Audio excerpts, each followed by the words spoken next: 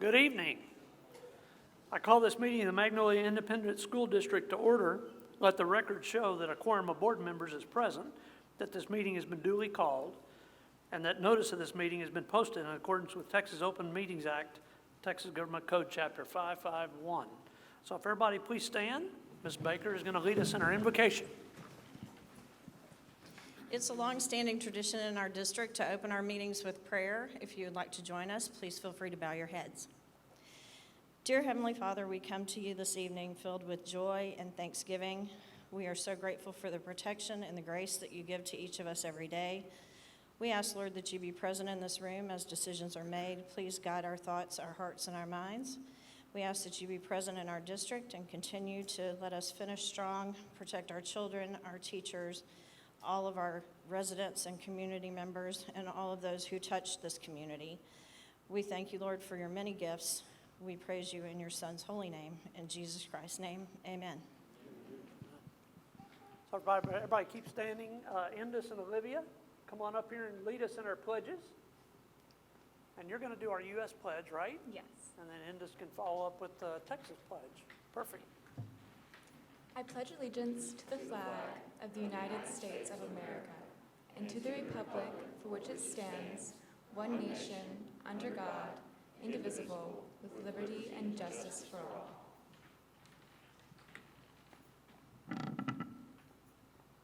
Honor the Texas flag. I pledge allegiance to the Texas, one state, under God, one and indivisible. Thank you. If everybody, Indus, you stay. Olivia, you can have a seat.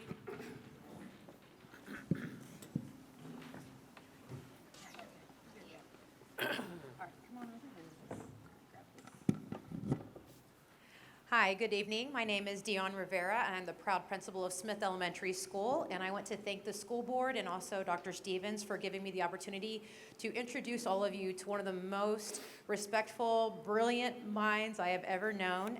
This is Indus Singaraju. He is a fourth grader at Smith Elementary School. He has been at Smith since he was in kindergarten, and he is joined today by his parents, Harini and Srini Singaraju, and Malia Singaraju, who is also a first grader, and his fourth grade teacher, Miss Molina, is also here today. So when it was our opportunity to choose the student of the month, there was no doubt in my mind who it would be. I remember him all the way from kindergarten, and he has just always been one of the nicest people ever. We once had a substitute teacher write a note to Miss Molina saying that he's the nicest kid that she's ever known, and you know those substitute teachers, they see everything. So that was a really great accomplishment. So he was chosen because, like I said, he's one of the sweetest, most respectful students that we've ever seen. He's honest. He always wants to make sure that everyone is having a great day. His mom said that he is an early bird, so that's awesome, being so young, an early bird. He is patient and enjoys spending time with his friends and playing board games. He loves to draw comics and write stories, and he is also currently learning how to play the piano, and for the past 2 years, he's been training in Indian classical music, which is very cool. Mrs. Molina says that he is thoughtful and always puts others before himself. So, for example, recently his name was randomly called to win a prize, and he asked Miss Molina to put his name back because he just won the week before, and he wanted somebody else to have the chance to win. He gives outstanding feedback to his partners. She said that he very politely will redirect his classmates because he wants them to do a good job.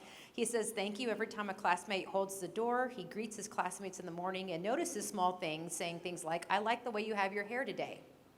So keep that up. People like that. He has a bright future ahead of him. I know this won't be the last school board meeting that he and his family will be attending. In the future, far future, he wants to attend Harvard Law School to become a lawyer, although he doesn't know what type of law he wants to study just yet. He believes the key to success is hard work, and his favorite thing about school is how kind everyone is. So this is bittersweet presenting you, Indus, but we will miss him so much. And he has made a huge difference at Smith Elementary. So, ladies and gentlemen, Indus Singaraju.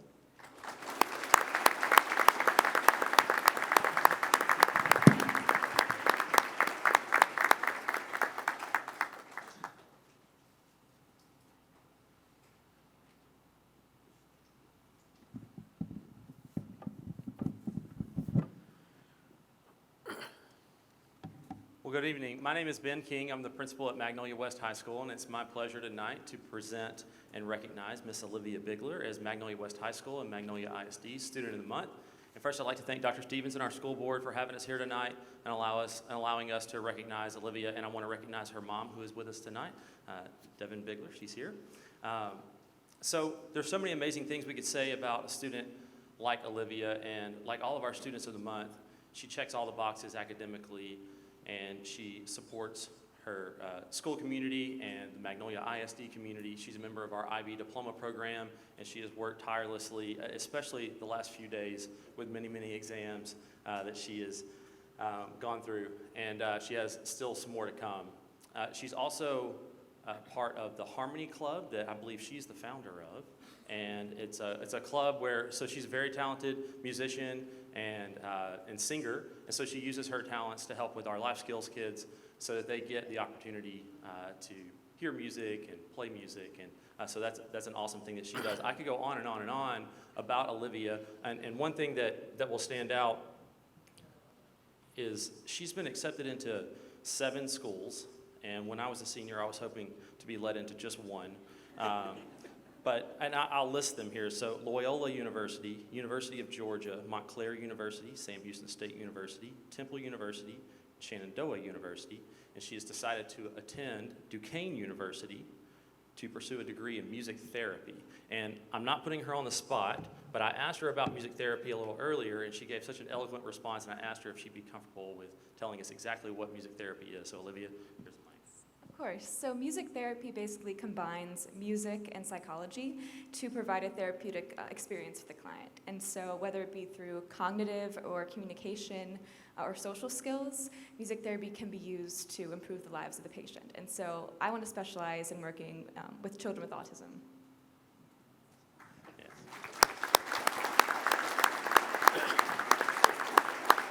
So there's really no way that I could have said that any better, so I appreciate Olivia helping me out there. I do want to say, or mention a few things that her teacher said about her. So this is Miss Gutierrez.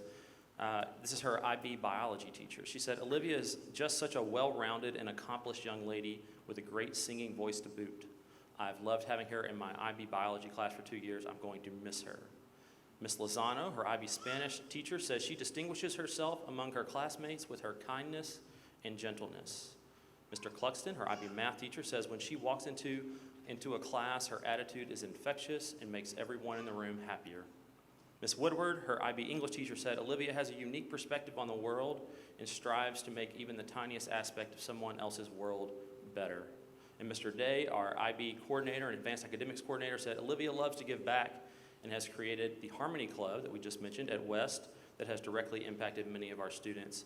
In fact, Mr. Day has daughters who go to West. He said, my daughters were so inspired by it that they want to help keep it going after she graduates from West. And then I'm going to end with her choir teacher, Miss Garza. She said, Olivia is not only bright, hardworking, and musically talented, but she is one of the kindest and conscientious students I've ever taught. She is supportive of her peers, always quick to lend a hand and greet you with a smile. She has gone the extra mile this year with her musical studies. She is willing to be flexible, and she is always pushing to become better. And something I'm not sure I've heard, she said, can we keep her? Please do not graduate her. So, Olivia, I don't think we'll grant her request there, but that's high praise from her teachers. And so as you can see, the people that spend the most time with Olivia say great things about her. And Olivia clearly has all the talent in the world, all the intellect in the world. She has resources at her disposal. But as you could see, the theme that goes throughout what her teachers say is how kind she is, her gentleness, her kindness, her selflessness, how she pays attention to the needs of others. And so Olivia could use all of her talents just to enrich her own life. And what makes her a really special person is the fact that she uses her talents to enrich the lives of others. And I think that takes a really special person, and that's why it's my honor and privilege to recognize you as our Student of the Month. Congratulations.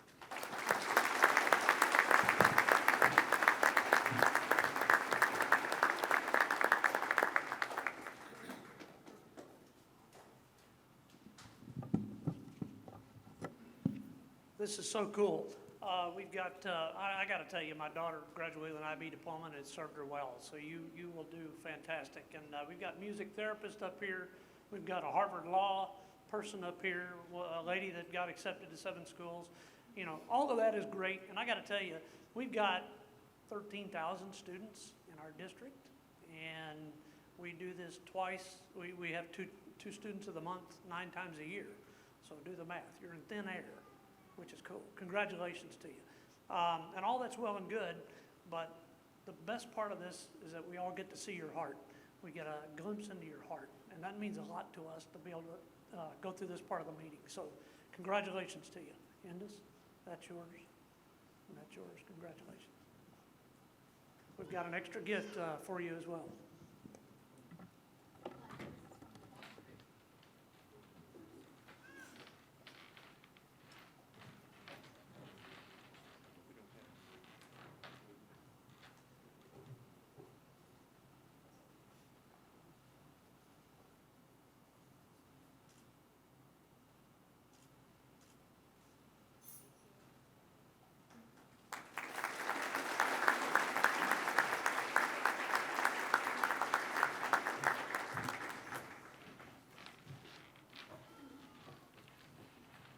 I want to thank Devam for bringing that special gift to us for you, the 2 of you tonight. So, awesome time. Okay. I guess Dr. Garza is up next. Right here.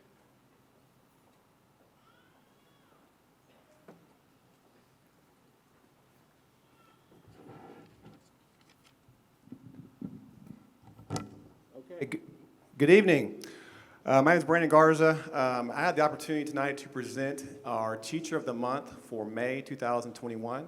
Our honoree this month is Miss Julie Sadler. She's a first grade teacher at Elsor Elementary. This is her 3rd year in the district with us, and I have to tell you, whenever we went presented, the award to her, this was a first. So we walk in, present the award, and literally her entire class runs up and give her like a group hug. And what's kind of cool was that those exact same kids are over there bringing the pain tonight to the award meeting. So I appreciate that for the first grade class coming. A couple things about Miss Sadler. She serves as a team facilitator for Elsor. She leads with poise and professionalism at all times. She is always well organized and holds her team accountable during PLC. She is a calm presence and a positive spirit, and she's a light that radiates the campus. And I tell you what, I saw that firsthand, and the way the kids and the staff respond to her was just quite amazing. So Ms. Sadler, congratulations. Thank you, Dr. Garza and the board for allowing us this opportunity to celebrate Ms. Sadler. If this is not a testament to how loved she is by all of these little first graders here, then I'm not sure what is. They have taken time out of their evening to show their love and support for her, and we appreciate that. Ms. Sadler personifies our motto of whatever it takes. Whatever she sees needs to be done, she doesn't ask, she sees it and she takes care of that. I have a couple of things that her colleagues have said about her that I'd like to read. She is an excellent leader for her team and a high-quality educator. You would never know that this is her 3rd year teaching. She is always willing to learn and grow for her students. She challenges each and every student in her classroom to be their very best self, both academically and personally. She strives for education and excellence in her personal growth and teaching as well. She is a born educator and leader. Congratulations, Ms. Sadler.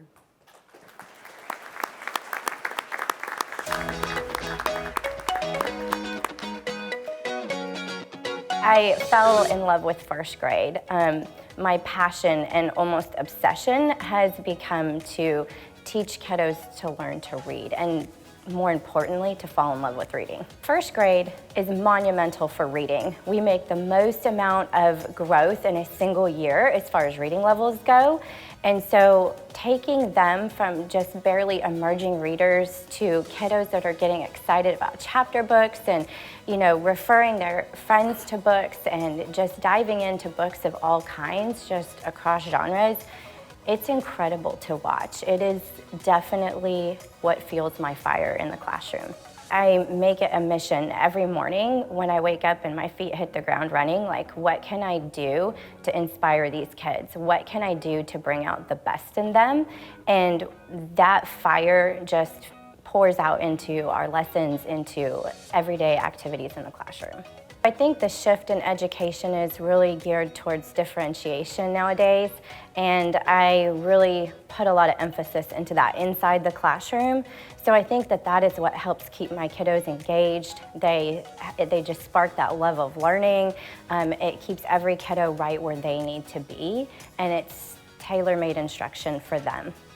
I push every kiddo to their fullest. And when they realize that they've gone beyond what they thought they were capable of doing, that moment is why any teacher teaches.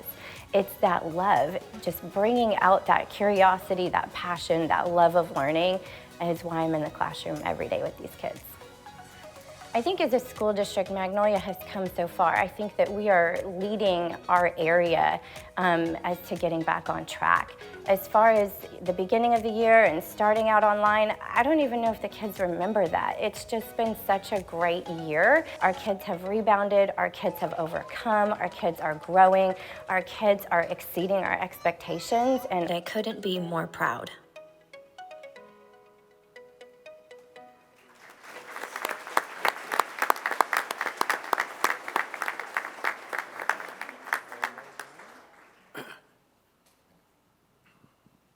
Bring up the community here.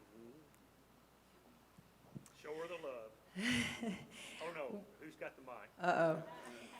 Well, I just, on behalf of Magnolia Education Foundation, we proudly present the certificate to you, Julie Sadler. I also like to thank our sponsors, HEB, and all that were listed on the presentation. So congratulations, we're proud of you. Thank you.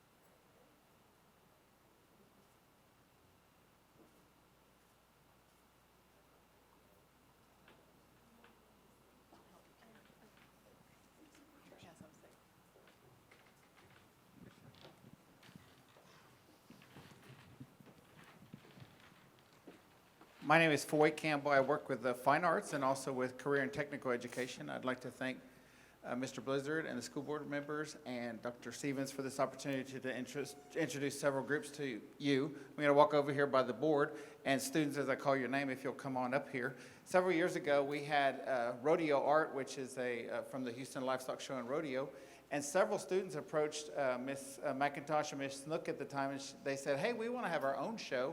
So it turned into a school show, but then the district administration said, hey, we want a district show. And so it's grown over the years, and this, about 2 weeks ago, we had a district art show here, over 400 pieces, and we were able to do that. So we have several things to award tonight, and the first one is going to be with the district art show. So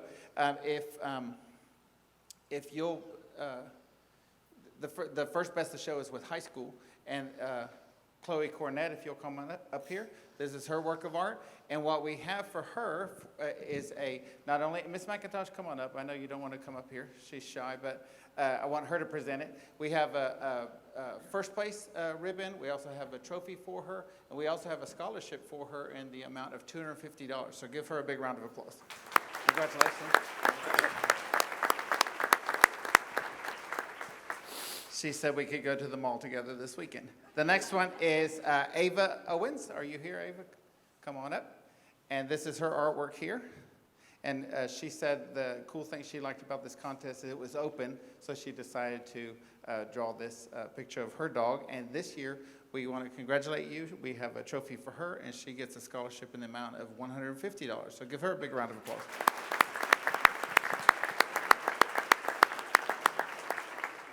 And then Jersey Bats, are you here? There you are. Okay, good. This is a very talented young lady. You're going to see her lots, not only tonight, but through the years. And she was our intermediate school winner.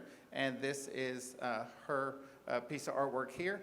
And this year, since we have intermediate schools that are brand new to us, we wanted to, last year we didn't have the show, so this year we decided to include them in our scholarships, and so she'll be getting a $75 check for her work. So give her a big round of applause.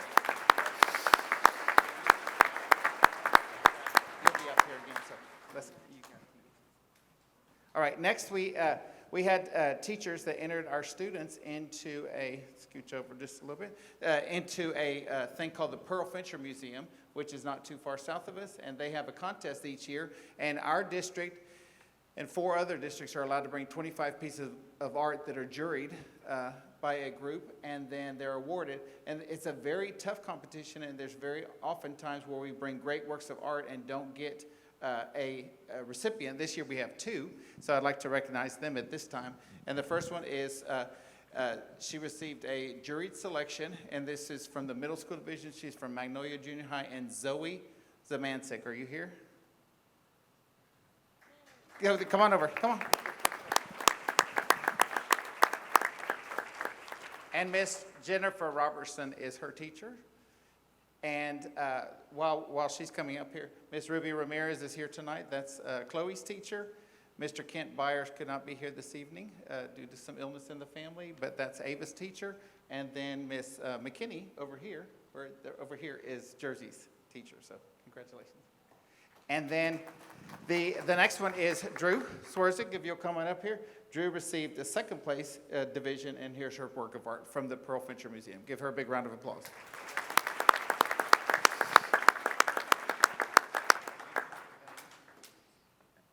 And then last but not least, the last Jersey, stay here. Sorry. The last group we did was we entered the George H.W. Bush Presidential Library and Museum. They have an art contest, and so the following students were winners there. So we'll start with the 6th graders, and we'll start with Jersey Batts. She stayed up here because she was a first place winner, and her piece of artwork was called Find It in Your Heart to Change. So give her a big round of applause. It's right here. And then if Garrett Stallings could join us, he was also a first place winner in 6th grade, and his piece of artwork is called Only the Human Heart Can Make a Change.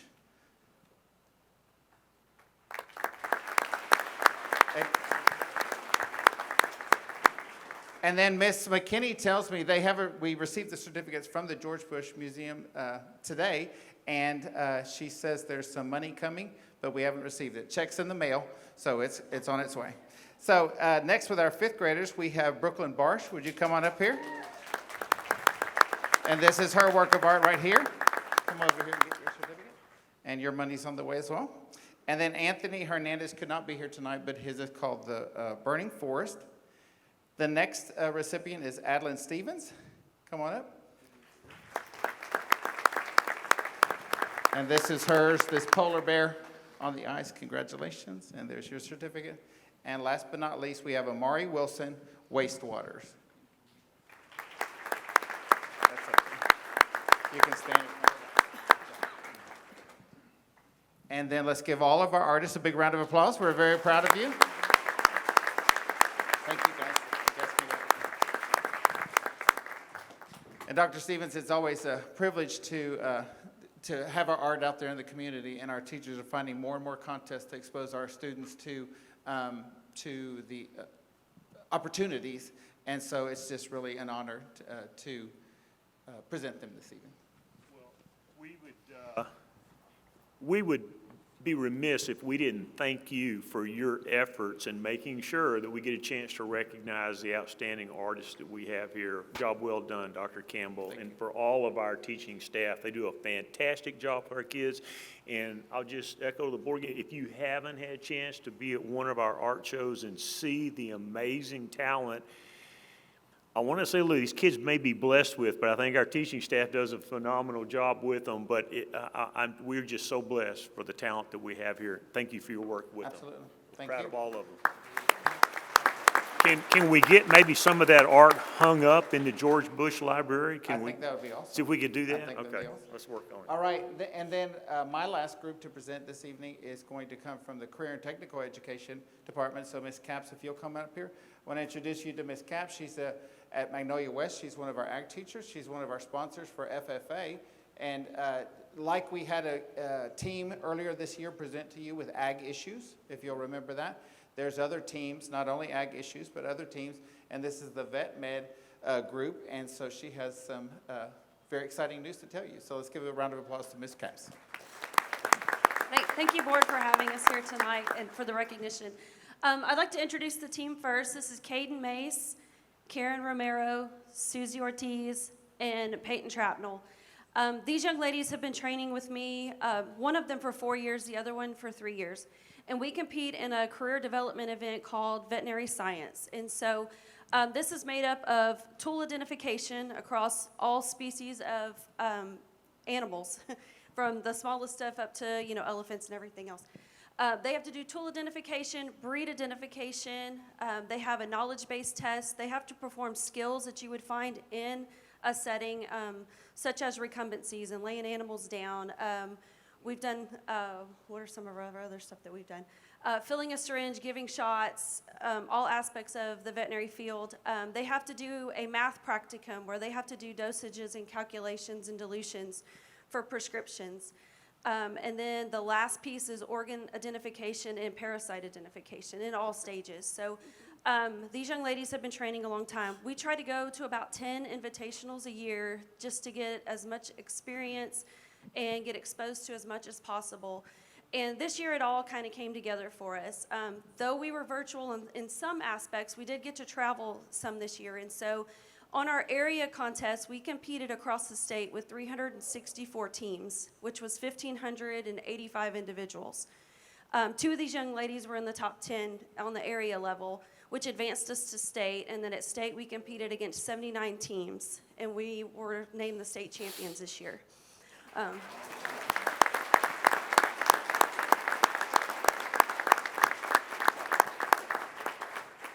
2 of these young ladies tied for second in the contest, which was really exciting.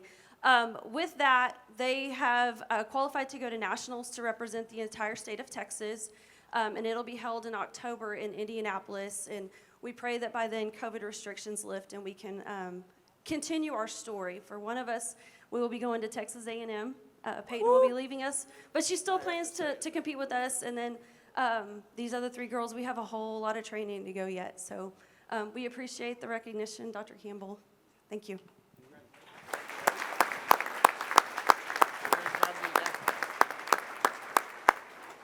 All right, thank you so much for allowing us to represent these student groups. And before I sit down, I just want to say that I'm very pleased to represent the previous ones, but I'm also now associated with the next presentation. And although Mr. Quinn gets to do the presentation, very proud of this next group. Thank you.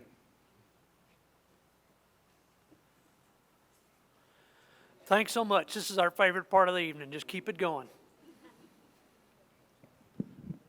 President Blizzard, Dr. Stevens, members of the board, thank you for giving us the opportunity to be here tonight. As they're making their way up here, single file in line, I want to take the opportunity, last year we had the opportunity to come and present the state champion cheer team, and this group of young ladies wasn't necessarily satisfied with putting Magnolia on the map in Texas.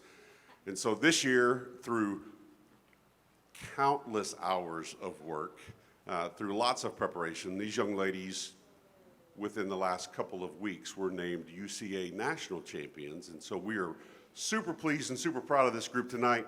I'm going to turn it over to their cheer coach, Courtney Rydell, and give her an opportunity to tell a lot about their incredible accomplishments and then give her a chance to introduce them. Courtney.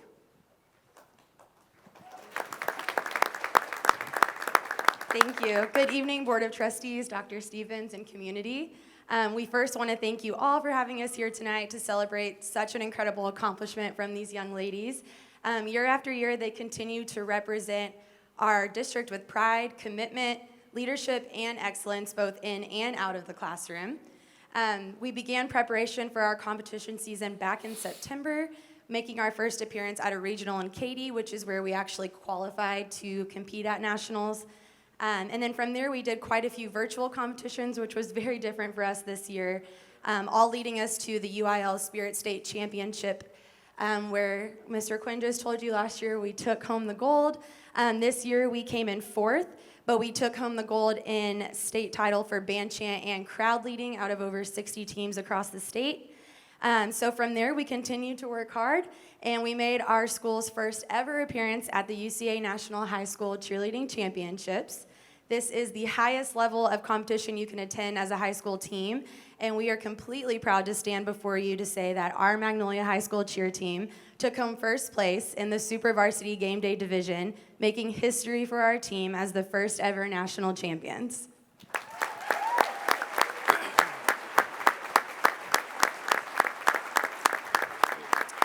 So I think they deserve to be introduced. We have our seniors, Avery Ulasowicz, Avery Yoakum, Darby McIntosh, Reese McIntosh, Emma Shore, Sydney Olin, and those who couldn't be here, Kirsten Rice, Madeline Gimbry, and Samantha Kurtz. And our juniors, Avery Pashota, Grace Larkins, Jaden Garcia, Kendall Carter. And then those who could not be here, Alexis Holland, Emmy Englehart, Brianna Loving, Faith Ramone, Madeline Sarton, Madison Martin, Madsen Creed, Peyton Monahan, Taylor Guidry, Morgan Pritchard, and Sophia Gomez. There's a lot of them. Our sophomores, Ashley Thurman and Bailey Manchester, as well as those who could not be here, Ashlyn Wilson, Carly Curry, Kendall Moore, Lainey Kriegbaum, Lindsay Bennett, Molly Nelson, Peyton Deming, and Presley Mason. And last but not least, our freshmen, Addison Heitzman, Aranza Larazabal, Hannah Avila, Kennedy Sams, Kylie Kasuba, Madison Katina, Olivia Renfro, Peyton Boyd, and those who cannot be here, Brooklyn Simpson, Tori Jones, and Chanel Rivera. Thank you all so much.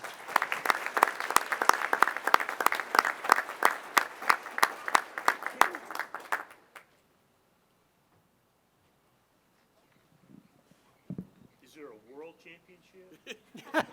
We're looking.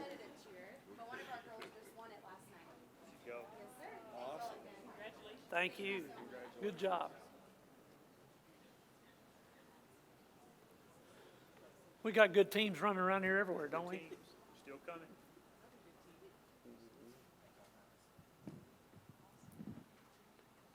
Dr. Stevens and School Board, thank you for allowing us this opportunity to recognize some programs within Magnolia ISD Athletics. My name is J.D. Burnham, the athletic director. And in front of you, you've got the Magnolia West boys soccer team. And so it's my privilege tonight to be able to recognize this squad of young men. This year they went 19-4-3. They were area finalists. They had 11 all-district selections, 4 academic all-state players, had the player of the year. And Coach Boone, by the way, give him a shout out. Voting ends tonight at 11 o'clock. He's up for the Conroe Courier Coach of the Year. So if you get time tonight, please go vote for Coach Boone for the Coach of the Year. And so we're just extremely excited for you guys and the season that y'all have put together and the hard work that you've done to get you to this point. And so we're privileged that you're here tonight. And it's my privilege to introduce Coach Boone, the head boys soccer coach.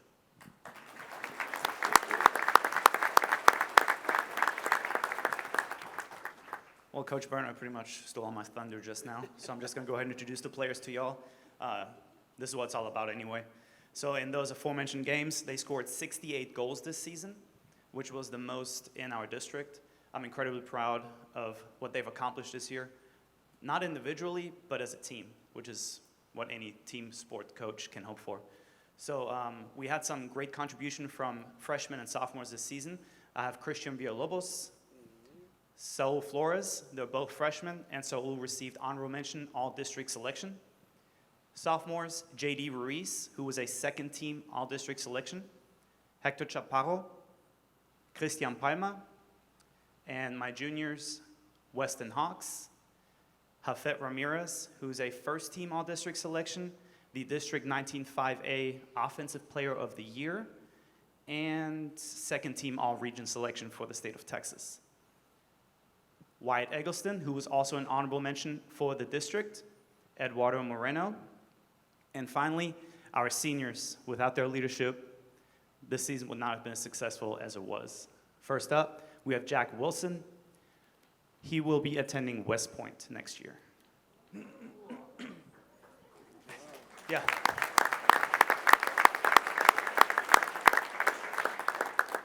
Next up, first team all-district selection, Giovanni Portillo, who will be attending Sam Houston State next season.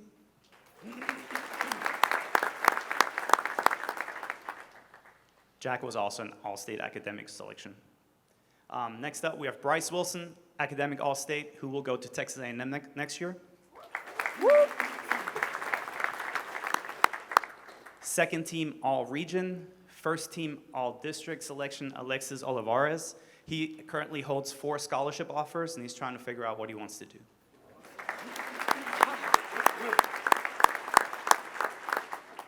Academic all-state, first team all-district, Alex Sabo, who will also attend Texas A&M next year. We have senior Aaron Castro, who will attend Lone Star next year.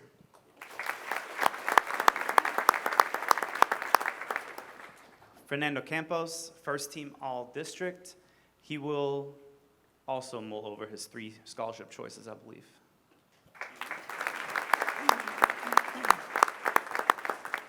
And finally, all-district honorable mention selection, Rogelio Sanchez.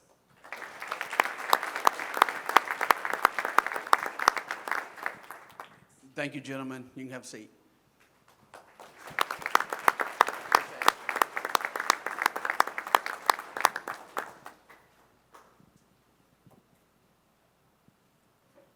Now I'd like to take this time to, if Coach Johnson and William will make your way up to the front, please.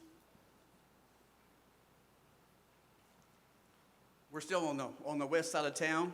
William here is a junior at Magnolia West High School, and he is being recognized tonight for his accomplishment and his achievement in participating and competing at the state UIL track meet this past, Friday morning. So William here is a multi-sport athlete. He plays football, plays on the defensive side of the ball, and then he's also a jack of all trades when it comes to track. He's kind of tried it all. He's long jump, high jump. He's a quarter miler, and so he's kind of he might see himself in the future as a decathlete or something. But a pretty cool story about William at the regional meet. He goes in, and obviously you get so many attempts as on your jumps, and so he's a little bit over a foot behind on his last jump to even qualify for the state UIL track meet. And so as coaches all the time, you never know, you got that one shot and that one jump. And so guess what? He went out there and he made the most of his last attempt on the long jump. And he jumped like over a foot and a half to qualify for state. So it was a big accomplishment for him. We're super excited that he got to go compete. Ended up getting 9th place in the state of Texas in 5A. So that's a round of applause for him. And so, anyway, I got Coach Johnson up here, the head boys track coach at West High School. And believe it or not, he was a quarterback in college at Baylor University. But Coach Johnson is here to talk a little bit about William. Good evening, everybody. Before I get started, I want to say thank you to Coach Berna and to Dr. Stevens for giving us this opportunity to come up and talk about our athletes and their accomplishments. So Will, like Coach Berna has already mentioned, had an amazing season this year. Coaches, we've all done our digging, and we also believe it's been an unprecedented season because we believe that Will was actually the first track athlete from Magnolia West High School to go represent our school at the state UIL track meet. So it's a great accomplishment there. So just a little bit about Will. 2 things that I really admire about him. Number 1 is that he's what you would call a student of his craft. He's always looking for ways to improve, always asking questions of his coaches, like how can I get better here? How can I make this better? Or what can I do to improve? And secondly is that he's never complacent. Anytime he reaches a new goal or hits a new distance on his jump, he's always looking for the next best thing. All right, I hit a 21. let's go hit 22. He jumped his 22.7, the jump that got him into state, and he was ready to go hit a 23 right after that. We put those two things together, you're gonna have great results and a great athlete.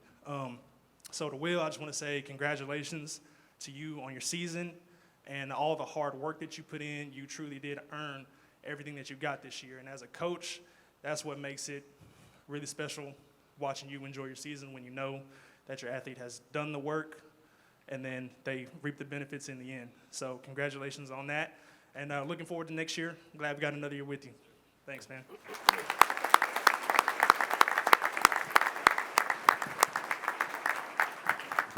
Thank you, William. Thank you, Coach Johnson. Coach Kamenisky, and if the Magnolia High School boys and girls swimming and diving team will make their way to the front.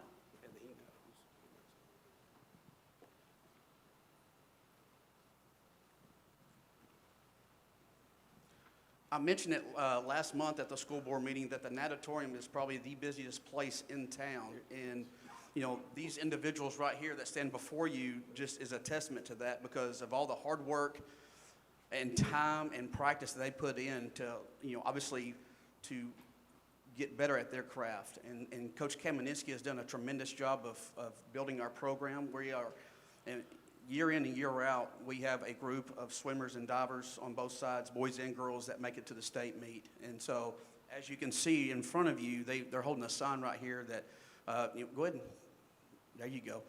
So this year, obviously, as you can tell, the girls are the state runner-up for the state of Texas in Class 5A. And so I think that's a round of applause for those ladies.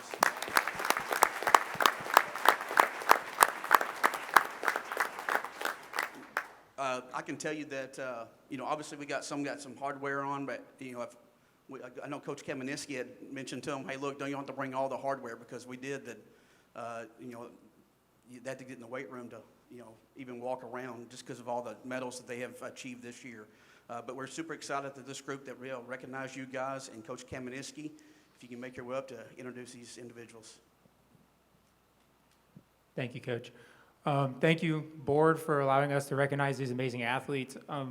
Swimming and diving this year had a very interesting experience. We had a late start with practice, and then UIL decided to go and change all of our qualifications for districts, regionals, and state. And so this year it was immensely harder. And then they realigned our district and our region as well.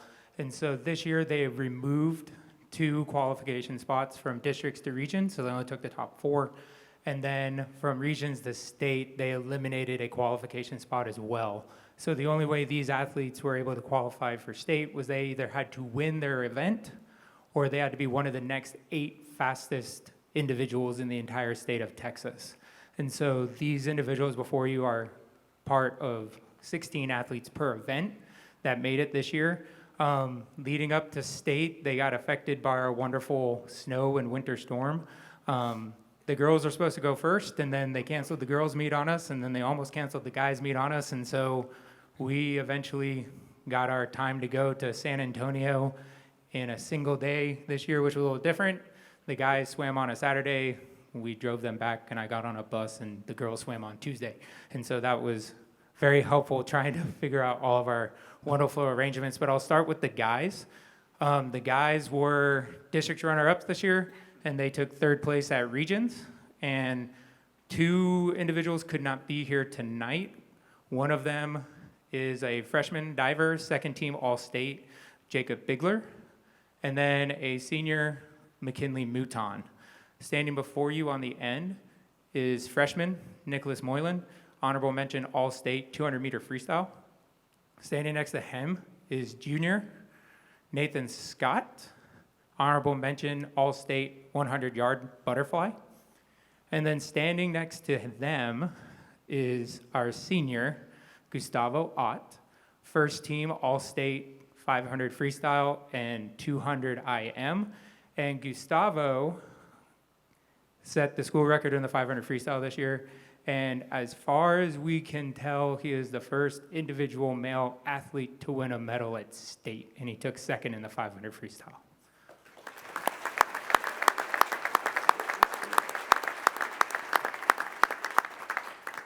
So the ladies before you have not lost the district championship meet in the last 8 years. They have won the district title 8 straight years.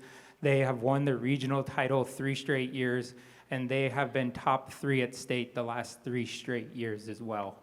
They're an amazing group. One could not be here tonight, and that is one of our seniors, Noelle Marsh. She'll be swimming at Washington State University. She was first team All-State 50 and 100-yard freestyle. Standing up here tonight is sophomore Sarah Culberson, first team All-State 200 individual medley, first team All-State school record holder 100 backstroke. Standing next to her is senior Kaylee Turner, who will be swimming at New Mexico. First team All-State 100 fly, and also our school record holder. First team All-State 200-yard freestyle. Standing next to her is senior, who will be going to the University of Jamestown in North Dakota for diving. She is our school record holder, and she took 3rd place at state in diving this year. Next to her is sophomore Claire Culberson. She was second team All-State 100 breaststroke, first team All-State 500 freestyle. And next to her is our senior captain, who will be going to McKendree University to swim in the fall, and second team All-State 100-yard breaststroke. And so they had an amazing year. Obviously a bunch of accomplishments that we could go on and list forever, but they had a great year. I thank you for giving me the opportunity to present them to you. Thank you.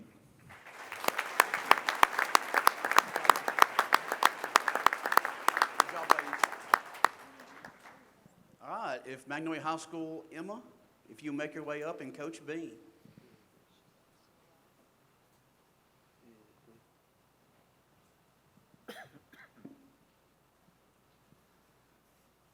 As she makes her way up here, and Coach Bean, I'd like to say a few things about Emma, just from a person that watches from afar. So through my experience, when I go over to Magnolia High School, there's always somebody running around the track or out back on the cross-country trails, and that would be Emma. And so just through my observation, I can tell you that she is the most hardworking, dedicated, and committed athlete that I've ever seen. She puts a lot of time and effort into developing her skill. I think that, and I say this jokingly, but it's probably true, I could probably guess that with her 2 feet, she's run more mileage than in this year than I've put on my truck this year. And I mean that with all seriousness also, because I've seen her train day in and day out.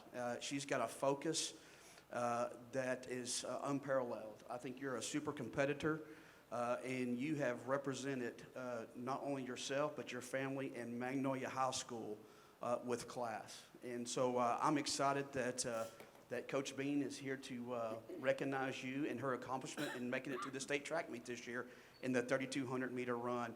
She's got multiple records. I think she's broken her record probably 10 times. And so, but at this time, Coach Bean, I know you got some more things to say about Emma, but the head track coach for Magnolia High School, Coach Bean.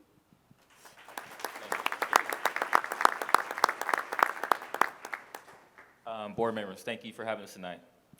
It's an honor that you take your time to recognize our athletes and our teams tonight. All right. Well, 2021 season has not been an easy one for our athletes. It's been a warning. At Magnolia High School, we have had a success all across the board. But tonight, I'm here to talk to you about cross country and track and one phenomenal young lady. As a coach, I'm astonished by what our team has been able to accomplish. There's no better feeling than watching both your teams advance multiple rounds in the postseason.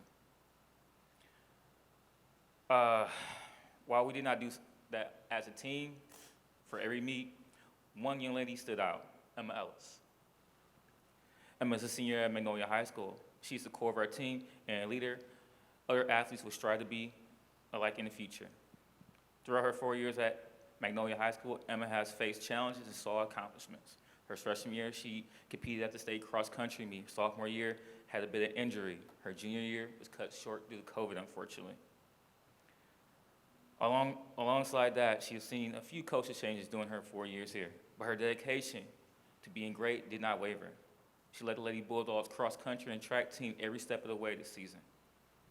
During cross country season, she led the team both on and off the field, off the course, maintaining a GPA higher than 4.0 while taking IB classes and hosting team bondings on her way to the state cross country appearance, where she placed in the top 20 out of 120 competitors. But she was not finished yet. Track season came around, and she continued to work just as hard, leading our team to a fourth-place finish at district, while advancing each round. Emma's finished first overall in 3200-meter run at district, area, and regionals, moving to the state meet where she placed 6th overall in the 3200-meter run. She has submitted her legacy at Magnolia High School, and she'll be leaving the school record holder in the 2-mile, 3-mile, 5,000-meter run for cross country, and the school record holder for a 32-meter run in track and field. She's been recognized by the Texas Cross Country Coaches Association as all-state and all-region, all-academic team, and recently was voted by Texas High School Coaches Association as first team all-academic state. Emma, you will be missed. Ladies and gentlemen, Emma Ellis.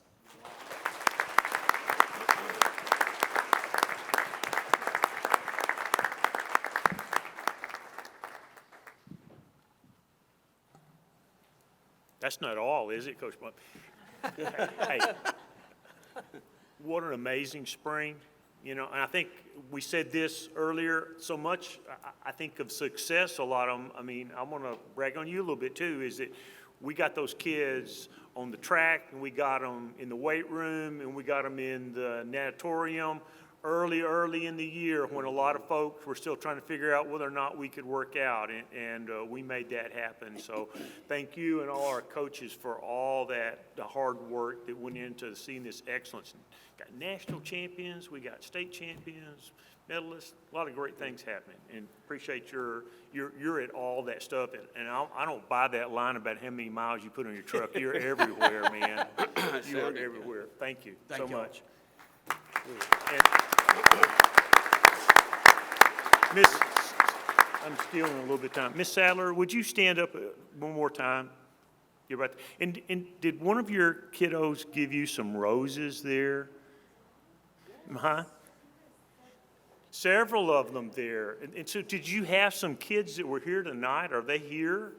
Have they left already? There's some of them? There's some left. Okay, well, we wanted to make sure we recognize any of those students that showed up. And so you got a chance to see these amazing athletes and all the wonderful things they've accomplished, and we're so proud of those. But, you know, tonight and this month, you're our teacher of the month. And you know what? All those amazing things that they've accomplished, it wouldn't mean anything if they got out of here and they couldn't read. And so thank you so much for what you've done for our kiddos. And they're going to take that, and it's going to be lifelong. And all the places they're going to and the success they have, they probably owe it back to a first grade teacher somewhere along the line. So thank you so much. And one more round of applause to her and her kids that were here tonight.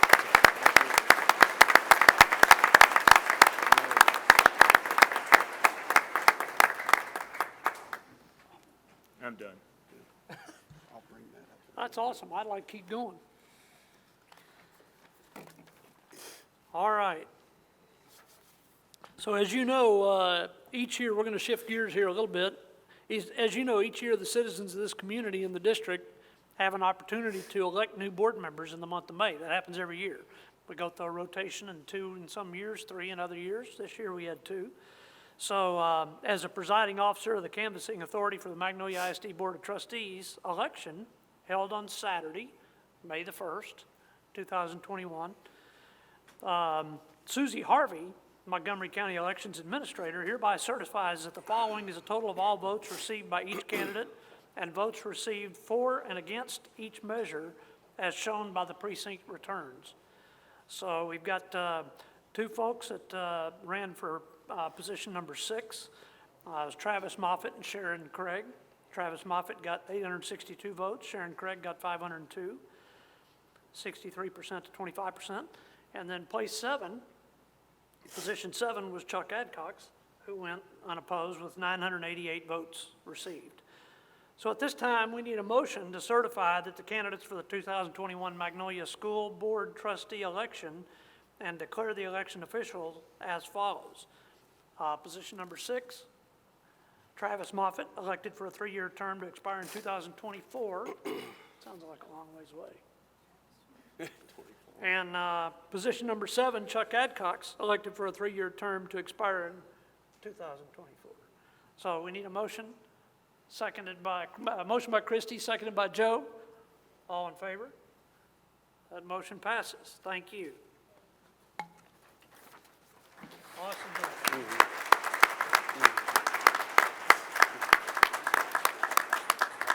It's awesome to have you guys with us. Okay, so Ms. Hinkleman, I think it's your turn now. If you'll come forward and do the honors of administering the oath of office to these two guys. I'm going to stand up here. It's just not sports.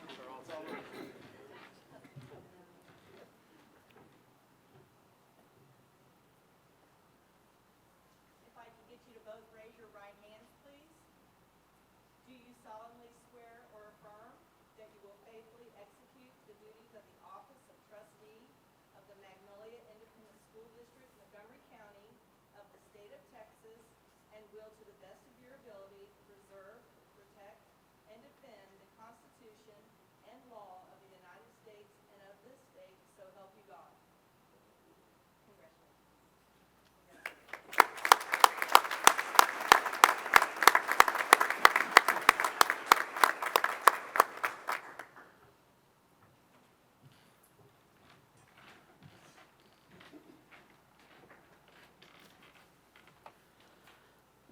All right, that's an awesome thing. And we're going to take a break here in a little bit, almost, but we're not quite there. So it's now time for us to reorganize the board. You know, every year we have an opportunity, if we choose to do so, to reorganize our board.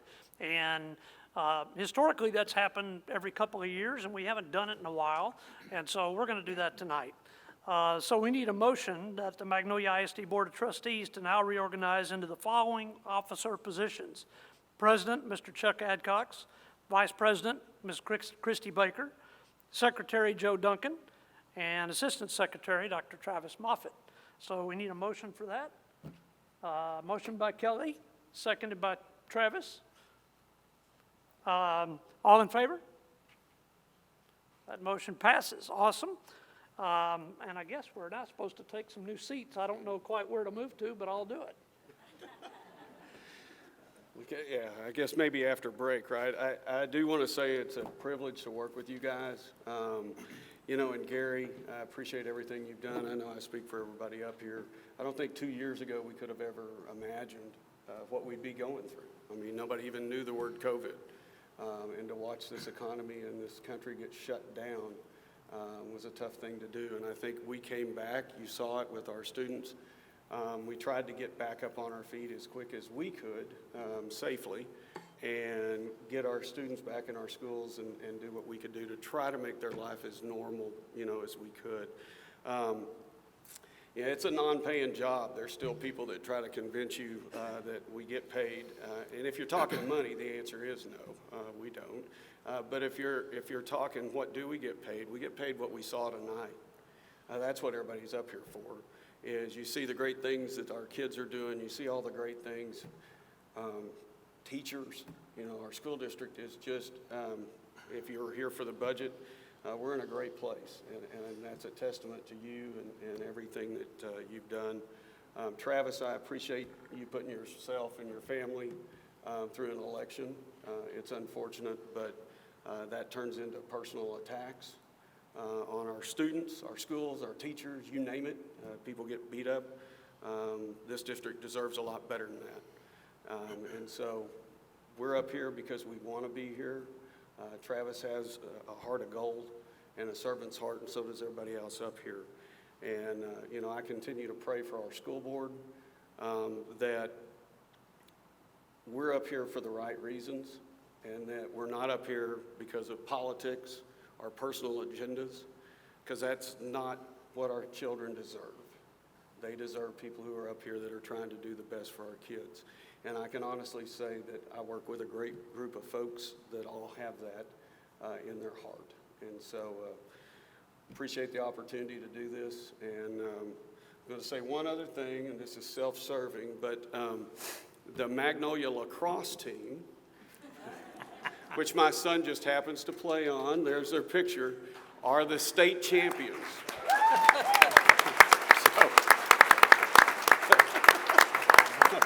So we beat Grapevine High. If any of you guys remember Brad Snouts, Brad's an assistant superintendent up at Grapevine High, so maybe probably wishes he was back in Magnolia about right now. We beat them 18-4. Yeah, so it was a great game, and if you saw that team of kids, you would have seen them up here at some point. About 90% of them are Mag High kids. Most of them play football. Most of them have been up here and been recognized, a lot of them for their grades too. We've got Mag West, and then we've got a few other districts that come in. I want to thank Coach Berna and the coaches at both the high schools because they've always been so supportive of that program and encourage those kids to do that and play that. So first time ever to even get to go to state, and I'd say they rocked it. So We're proud of them. And with that, I think you're batter up. Does anybody else want to say anything before? I think Todd's got something too before we break. This is our favorite part of the evening. Well, I just want to say,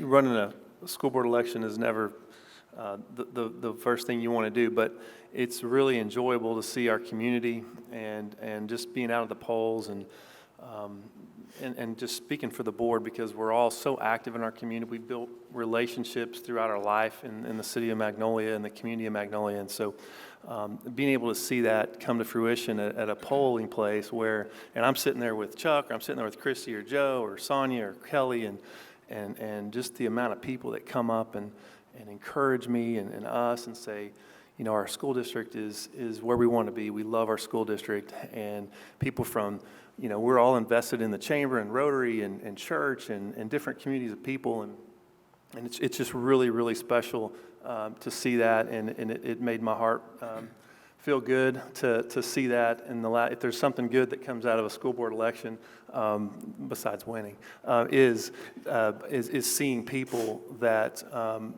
come up to us and encourage us to keep doing what we're doing, because I really feel like we're not perfect, and we're working on things that we need to work on, but man, our school district is something else. And if you start looking around north, south, east, and west, you'll start to appreciate Magnolia and the community that we have. And so anyway, just thank you for believing in not me. I'm just one small part of this team, but believing in this team, and voting for me is voting for this team and the school district, and I appreciate that.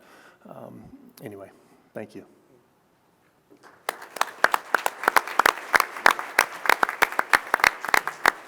Well, I firmly believe in my heart that if we become the best district in the state of Texas, and that's what we're dedicated to become, it's going to be because we have a group of trustees that have that as the vision, and they have a heart for children. They have a heart for excellence and seeing all the great things happen here.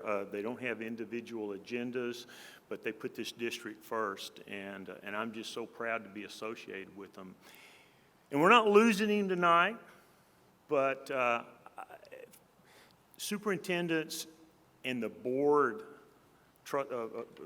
president kind of develop a special bond during the time that person's president. So Gary, I think, served now is 4 years as our board president, and I'll just tell you, Gary, I've had a number of board presidents, but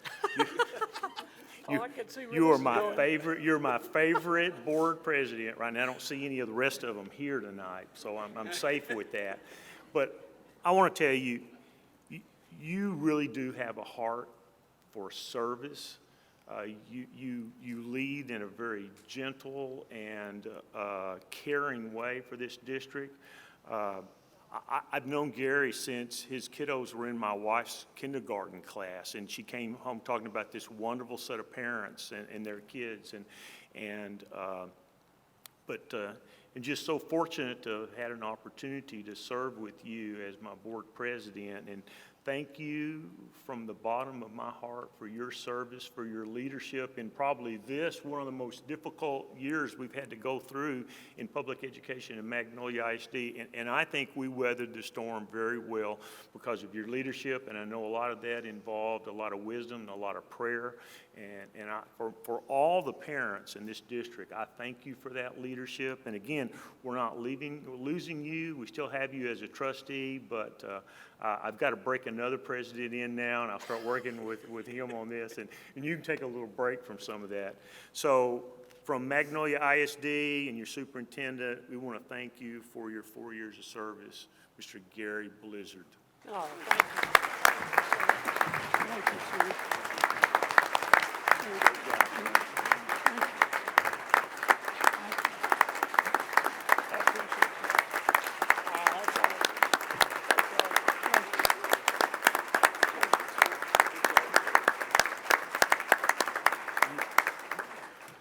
Thank you so much. That was over the top. I sure appreciate that. I gotta say, Travis said too. I mean, the reason we serve, I have a debt of gratitude to this district because I've got 2 kids that came through here from kindergarten all the way out. And I just thank the teachers, the administrators, everybody that's a part of this district. And if we can serve in some small way to repay that debt, that's exactly what we want to do. Like Chuck said, without pay, just out of the goodness of our heart to try to do something, to try to help our district in any way we can. And another thing, we all are, I consider us a board of equals. I mean, regardless of what I've gotten to do the last 4 years, and we're a board of equals. We put all put our pants on one leg at a time, the same way. And we also, at least most of the time, I remember to say this, some of the times I don't, but every organization, be it business, be it school business, be it whatever, you have a leadership group at the top, and then in our case, administration, we've got principals, we've got teachers, we've got students, and I tend to look at it upside down for this reason. The students are the most important thing about what we do. If every decision we make isn't in the best interest of the students, we're doing something wrong. They are strongly supported by the teachers, strongly supported by the administration, and we're at the bottom of this heap, and I really see it that way.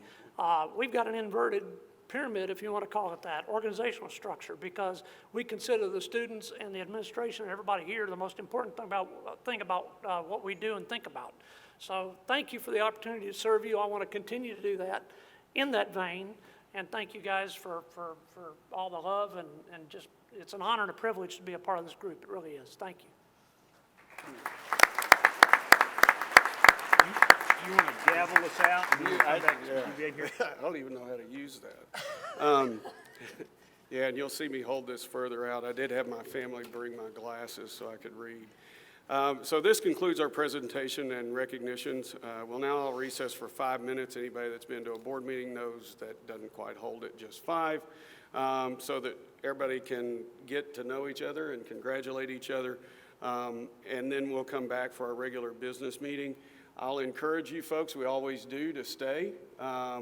We have a chance and an opportunity for folks that sign up to speak, and tonight we do have folks signing up to speak, so if you'd like to hear what's on people's minds, you're more than welcome to stay for that and stay for the rest of the meeting. If not, it's also kind of an opportunity to get out of here. So with that, we will break.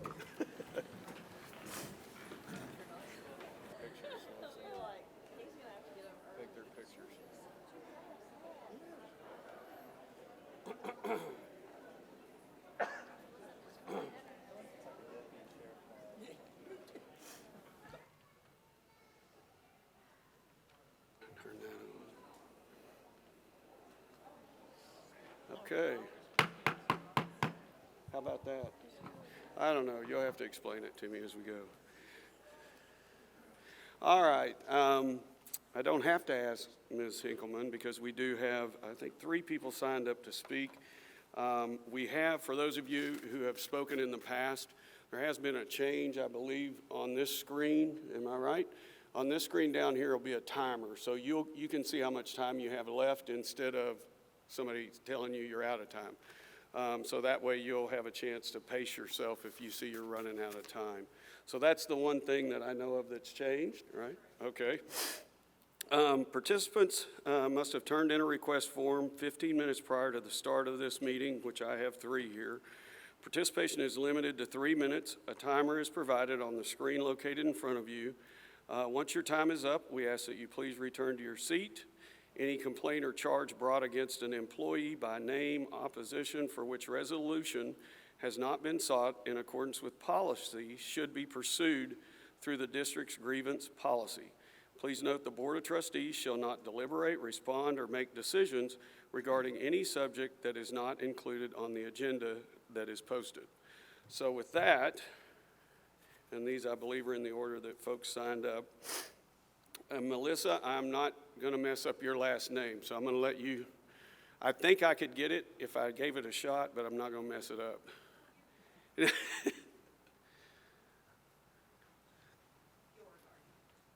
Your regard. Okay. Beauregard. Beauregard. Okay. So, you want me to start now? Yes, Okay. ma'am. So thank you for letting me come here today and for listening. I have had many phone conversations with the school and the district today after finding out that with all of the wonderful things that this district does, y'all are restricting parents from attending kindergarten graduation. We got to watch kids here today come in and celebrate with their family their accomplishments, but yet as a parent that has a kindergartner that missed out on taking their kid to the school the first day of school, who has had to have her daughter ask her every week, why don't you get to come to school with me and have lunch like we used to do with Bubba? Because I'm not allowed at the school. The school will not allow it. I can't go up there and go attend a program because we had no programs. They missed out on field trips this year. Why is it that kindergarten, and I get that there's other things that are being done, but it seems like they're missing out on all of their first. And we've made exceptions. You sat here today and said that we made exceptions for kids to get into the weight room. We made exceptions for kids to get out on the track. Why can't we make an exception to let parents attend a kindergarten graduation? There was more kids here for soccer today than is in my daughter's in-learning class. So my mom always told me when I was growing up, don't go in there with just complaints, go in with solutions. So I saw today on the high school page that our high school seniors, we're having concession stands there at their graduation. There is no restrictions and no limits for our seniors to graduate and have guests come and watch them. But our kindergartners, we can't even go and sit in a cafeteria. So here's option number one. Why not move it out to the soccer fields? There's plenty of space at Magnolia Elementary where the soccer field practice fields are. Set out of bleachers. Let parents come and stand. It's a short ceremony. But at least they get to be there for that milestone that they're already missing out on so many. A different option, because let the kids ride the bus just like they would for a field trip and go 1 block up the street to the junior high. There's a football field there. Let the parents sign a permission slip like we would do for anything else. That way we could at least get the opportunity to see our children. We don't get it's not that we can't do it. I was told today that we cannot do it because of COVID. I'm tired of the COVID excuses. I'm tired of being told, you can't do this with your kid because of COVID. The principal said that it's the district's responsibility and that she is following district protocols. When I called the district, I was told that the reason why parents specifically cannot come to kindergarten graduation is because those parents could have COVID, which would transmit to a child, which could then make a different child's parent have to miss work. It's not about the kids, it's about the parents having to miss work, and I should not be so selfish, was specific words I was told today. Because I would like to attend my child's kindergarten graduation, along with many other parents. I would please request y'all try to do something. There's many options available. I spent 30 minutes today and came up with 3 separate options that would give you spacing. Parents will wear masks. But today, we had more kids here than there are in most of the kindergarten classes. And we were here today in this room celebrating with them, but we can't celebrate with our kids. Thank you for coming and speaking.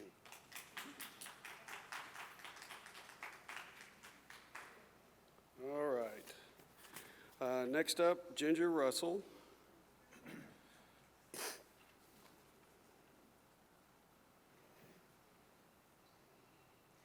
Hello, congratulations, Travis, on your election. Though I voted and supported your opponent, I am well aware how difficult it is to beat an incumbent, largely due to the collusion of all our local government entities and a district's ability to rally their troops together from within. The campaign itself afforded me the opportunity to inform voters that Magnolia ISD had implemented the United Nations curriculum. Replacing each of you is not personal to me. I am sure you're all nice people. I just voted. I just wish you would represent your constituents by asking the tough questions of what and how our students are being taught. Sadly, that has not been the case. Your position has been no more than mere PR representatives for the administration. The administration should be working for you. During the campaign time of this recent election, the district lied to the public regarding the teaching of critical race theory. It was discovered that an IB teacher required a book to be read promoting critical race theory where it states white men are the devil. I also discovered the high school librarian tweeting, ready for checkout, a book by critical race theorist, Black Lives Matter activist Abram X. Kendi. As this board sits idly by, allowing the district to continue indoctrinating students with the United Nations values, creating international-minded global citizens, which are at odds with our American founding, I will continue to seek candidates to replace you. The fact that you as a board can state your district takes pride in offering many academic pathways, one being the Marxist foreign program of IB, is shocking. The shift in America's education system is changing from a transmission of knowledge that parents still expect from their schools to an emphasis on altering the students' worldviews, their values, their attitudes, beliefs, and behaviors. When education is focused on how students perceive the world, that is known as critical theory or cultural Marxism. This is indoctrination and social engineering of the next generation.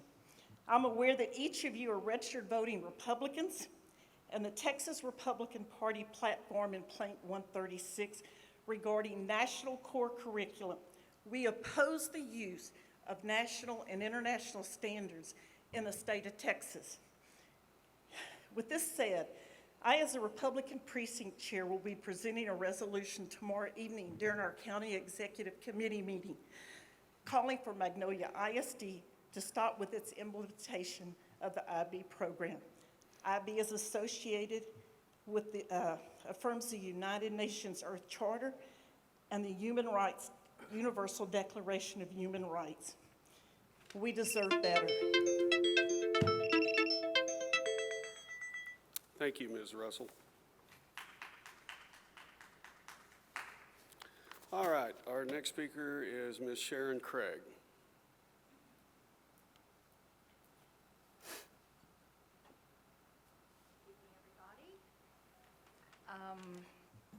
Tonight I'd like to just speak a little about Alfred J. Martinez, MD, who is the district medical director. I recently learned that our district had employed a medical director. In my curiosity as to why we needed one, I learned the following. This position is a component of progressive social emotional learning system, which is called wraparound services. The goal of WS wraparound services is to invest in the whole child, maximizing academic outcomes by supporting every aspect of social, non-instructional needs, access to mental and physical health professionals, food, housing, and more. They won't even need parents, will they? In his capacity as district medical director, Dr. Martinez is classified as an administrator employed on a 50% or part-time basis. As such, an addendum to his one-year contract gives him a salary of $120,000 a year, paid out over 12 months. as well as district benefits. As well as this position, he is an ER physician. This is part of a progressive educational agenda popping up all over our great country. Adding doctors and medical assistants to districts is, to me, just part of the strategy to insert control over our entire community.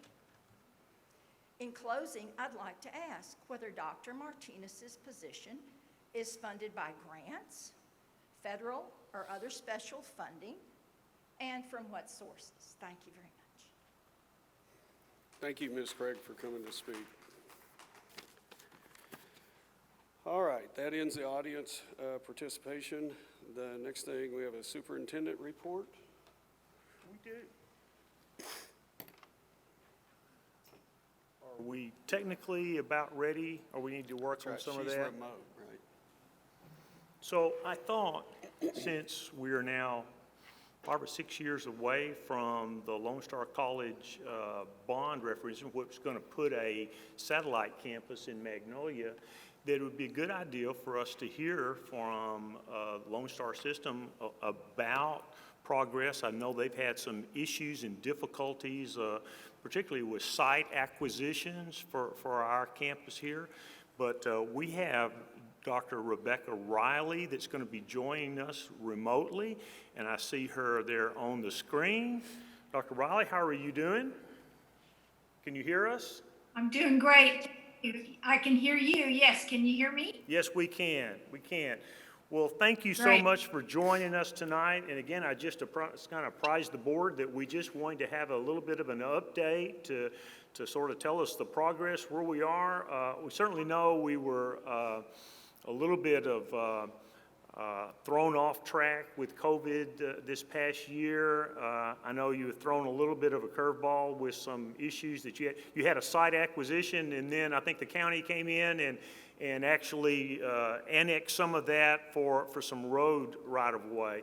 And so we just thought the board maybe could hear a little bit of where we are, because we are looking forward to our facility coming up sometime in Magnolia. We've also done some planning on that, but we know we may have to start over again. But I'm just going to turn it over to you a little bit, and maybe we'll have some questions from the board about where we are. But just to give us an update, Dr. Riley. I will be happy to do that, and thank you to the board and to you, Dr. Stevens, for having me here this evening. It has indeed been a very long journey. I became president at Lone Star College Montgomery in 2015, and I thought that we would have a center in Magnolia by the end of my second or third year. And so it's you know, the euphemism is it's been an adventure, but you know, it's been one hurdle after another, but I believe, knock on wood, I believe we are in the home stretch here. And so I have just a few slides that will also show you the site and a little bit of information about Lone Star College to help you understand where we are right now. And it's also my understanding that as the slides are shown, you can hear me, but I cannot hear you. So we will do some questions at the end. I'll be happy to answer any questions that you may have, but if you have a question while I'm presenting, I won't be able to hear you. So if we can go to the first slide after this one. Next slide. There we go. So just because I know most of you are familiar with Lone Star College, but just a little bit of background information about the college. We serve nearly, by the time you count all the credit and non-credit students, we serve nearly 100,000 students a year. That little less than that, as you can see here, over the last year or so with COVID having a bit of an impact. But we are one of the top 3 largest colleges in the country, extremely fast growing, up about 19% in students since 2010. We have 11 school districts in our taxing district. We serve a larger area than that, over 2,700 square miles and a population of 2.4 million. And the next slide, just a few more fast facts. So we are 7 colleges and 8 centers. We were soon to be 9 with the Magnolia Center coming Board and 8 workforce centers of excellence. So we are recognized as a top 10 degree producer for minorities. And of course, we have a huge economic impact annually as we serve our communities, and we employ nearly 7,000 part-time and full-time employees. So that's just a little bit about the college itself. Lone Star College Montgomery is one of those 7 colleges. We serve about 16,000 students at the Montgomery and Conroe centers combined. Next slide. So here are the best laid plans. As we originally purchased land, and you can see it outlined in yellow there, that is our original purchase. The road just to the right of that is 1486, and down at the bottom, kind of at a little bit of an angle, is 1774. So it's very close to Magnolia West High School. And that was a 35-acre tract purchased back in 2019. And if you go to the next slide, you will see why we are no longer using that tract. So down towards the right-hand side of the screen, where the little SF3 sign is, not where it's pointing to, but where that sign is, that's part of that tract that you just saw in the previous slide. And as you can see, there's now a road going right through the middle of that piece of property, which makes it impossible to use that tract alone anyway for the siting of the college because of the amount of parking needed, because of safety considerations and so forth. So what is going to happen is this Escondido development that is pictured in the colorful areas there with the residential housing and then the red commercial down at the bottom. We will take a part of what would have been housing development. If you can see where the SF3 sign is, there's a little dotted line. I don't know how well you can see it, but it's pointing to that yellow 28 plot tract just to the west of the original piece of land. And so we will take that and a portion of the commercial land adjacent to the original property that we purchased, and that will be the site of the new Magnolia Center. So that land is purchased. It's not just under contract. We have closed on it. That land belongs to Lone Star College System now. We will be repurposing or selling some of the original tract depending on where the final road construction actually takes place. We can't really do anything with it until that is 100% final, but that is a possibility as we go a little bit further into this. But that gives us enough land to put a center out there as well as adequate parking. So the site for the building itself will probably be somewhere along the area where that yellow residential tract that I just discussed meets the original tract. That's kind of the high point on that area of land right there. And so it's a really good building site in terms of avoidance of flooding and other issues that you might have anywhere for building. So if you can go to the next slide. So the building it was originally planned at about 50,000 square feet with a $25.6 million budget. I spoke with our CFO today about whether or not we'd actually get 50,000 square feet out of that budget at this point in time. As any of you who are involved in construction at all know, that not only are certain building materials scarce, but construction costs have begun to escalate in the last few months for certain primary materials for construction. But we do hope to get right at 50,000 square feet, hopefully, for this site or for this building. In the original program, we were so far along when we had that original land purchase that we had already begun programming this building, meaning that we were already beginning to plan the space within the building, how it would be purposed and so forth. So we took several things into consideration. Above all, we want to serve the community and expand access in the Magnolia community to different, to more educational resources, particularly higher education. So we want to serve the community. We want to meet an enrollment target for that center. We want the center to be a statement for the community of quality and commitment to the community and become a community destination. We're hoping to have a community room in the building that would be available to folks needing it for meeting space. We want to promote partnerships with the high schools and the universities. We have amazing partnerships with both Magnolia West and Magnolia High Schools in our dual credit programs and our scholarship programs. So we want to expand that, and as well as partnering further with Texas A&M. We have a number of transfer agreements with A&M already, but we hope that the Magnolia Center will ease transfer for students in that area. We have intended, back when we were beginning programming for this, or in anticipation of it, we held several community listening sessions to figure out what kinds of programs needed to go into this building.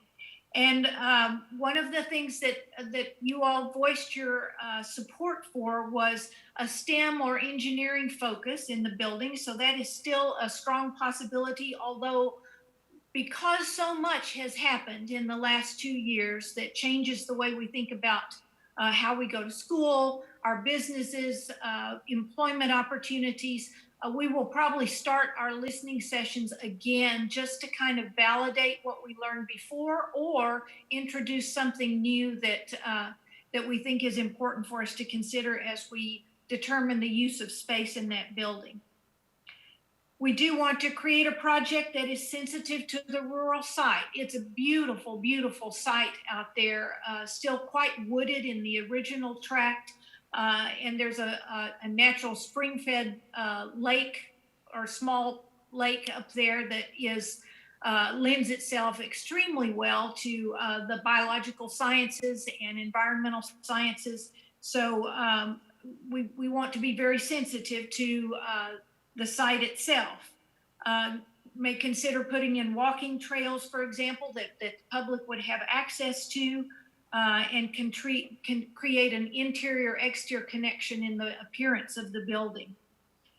We want to encourage, we will create a very accessible building and encourage learning inside and outside the classroom by creating that sort of indoor-outdoor space there. Because there's limited food service in the immediate area, we will provide some food service, including possibly space for food trucks or other kind of fun things that students love.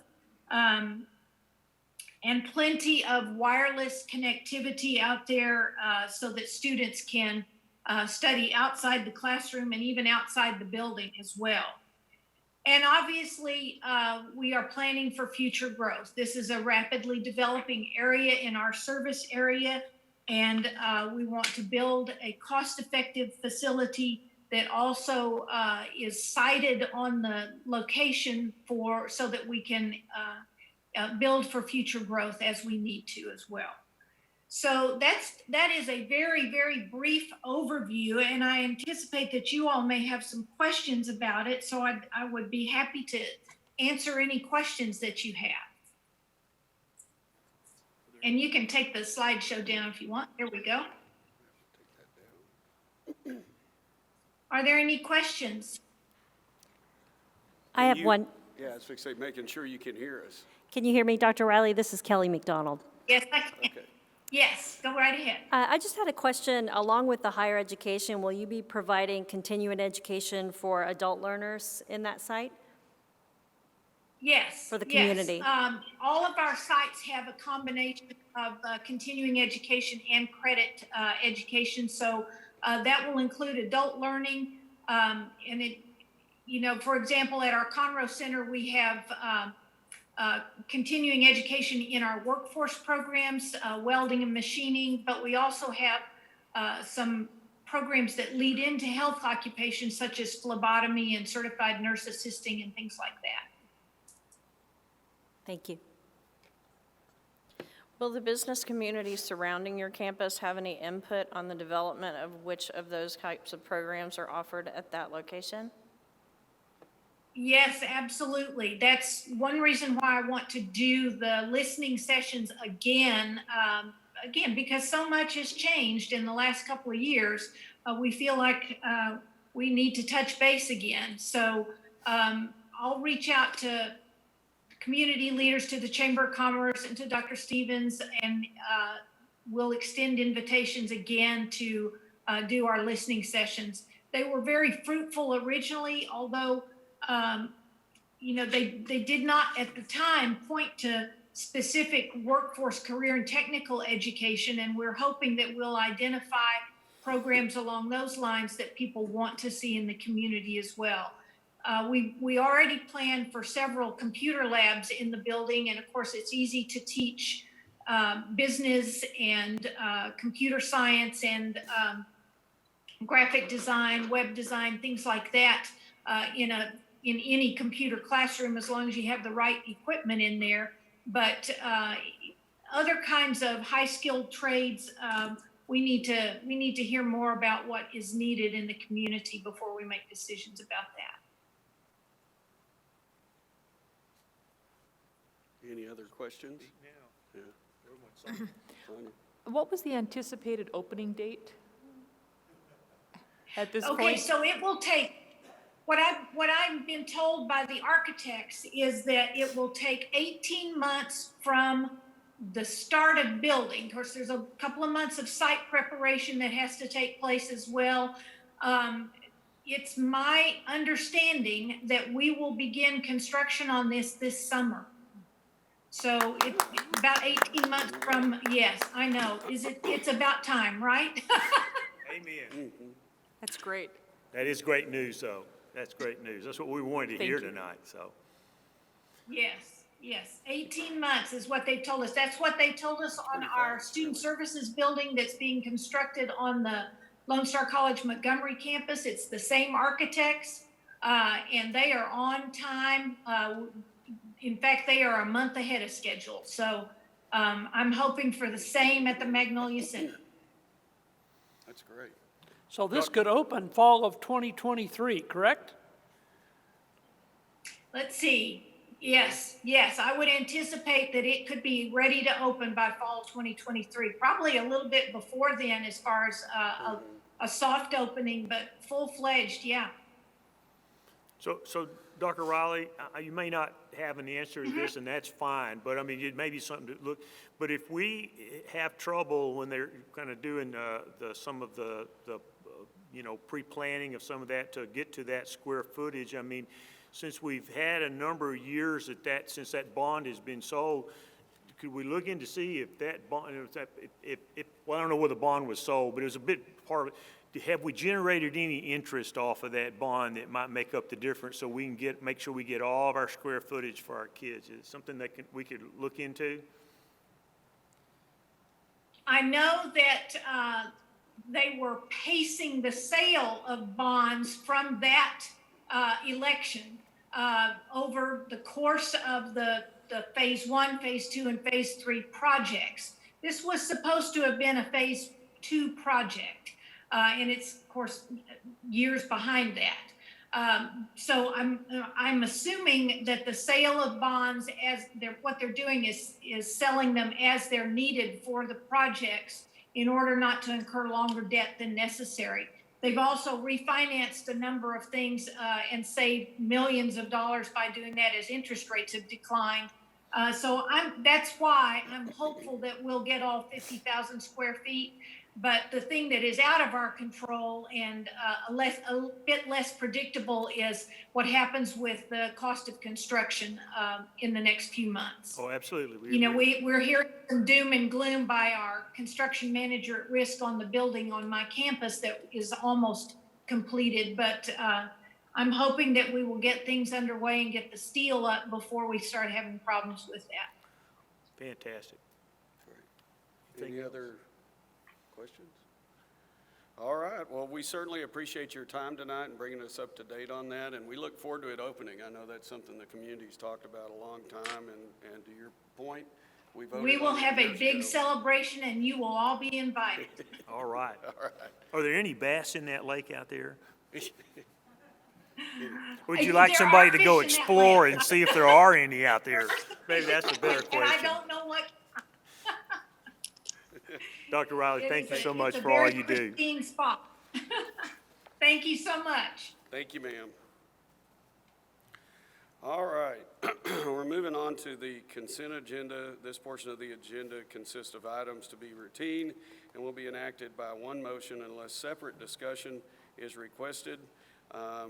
If there aren't any questions or separate motion on that, the board can approve consent agenda items A through G.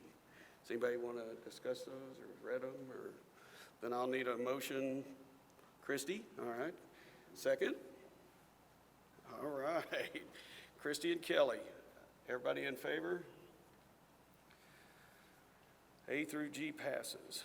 Considered agenda, federal stimulus grant plan, Dr. Bullock. Thank you, Mr. Adcox. Dr. Stevens, members of the board, I have a couple of co-presenters here with me. We're going to run you through our current thinking on how to apply the federal stimulus grant money to a couple of key areas within the district.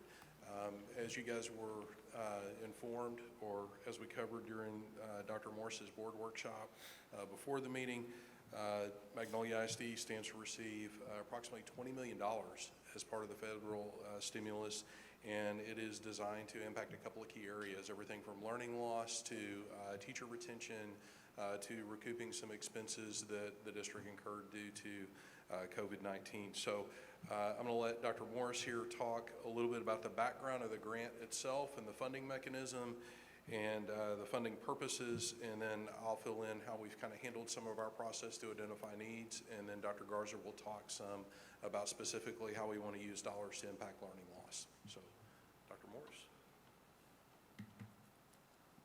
Thank you, Dr. Bullock. And as Jason mentioned, some of this we covered earlier in the budget presentation. We'll go over it again as well. President Biden and federal government is sending a considerable amount of money to the school districts in the state of Texas under the American Rescue Plan, sending $11.2 billion that have been appropriated. And I guess for perspective purposes, the entire budget for the state of Texas, for Texas Public Ed, in terms of the state portion of the funding, is approximately $18 billion. So you're talking about 2/3 roughly of the entire state budget for public ed. So it is a substantial amount of money. The funding is based on a per pupil allotment on those kids who qualify for free and reduced. So there may be some districts that are smaller than us but have a higher population where they may be receiving slightly more money. As Dr. Bullock mentioned, total allotment is roughly $20 million.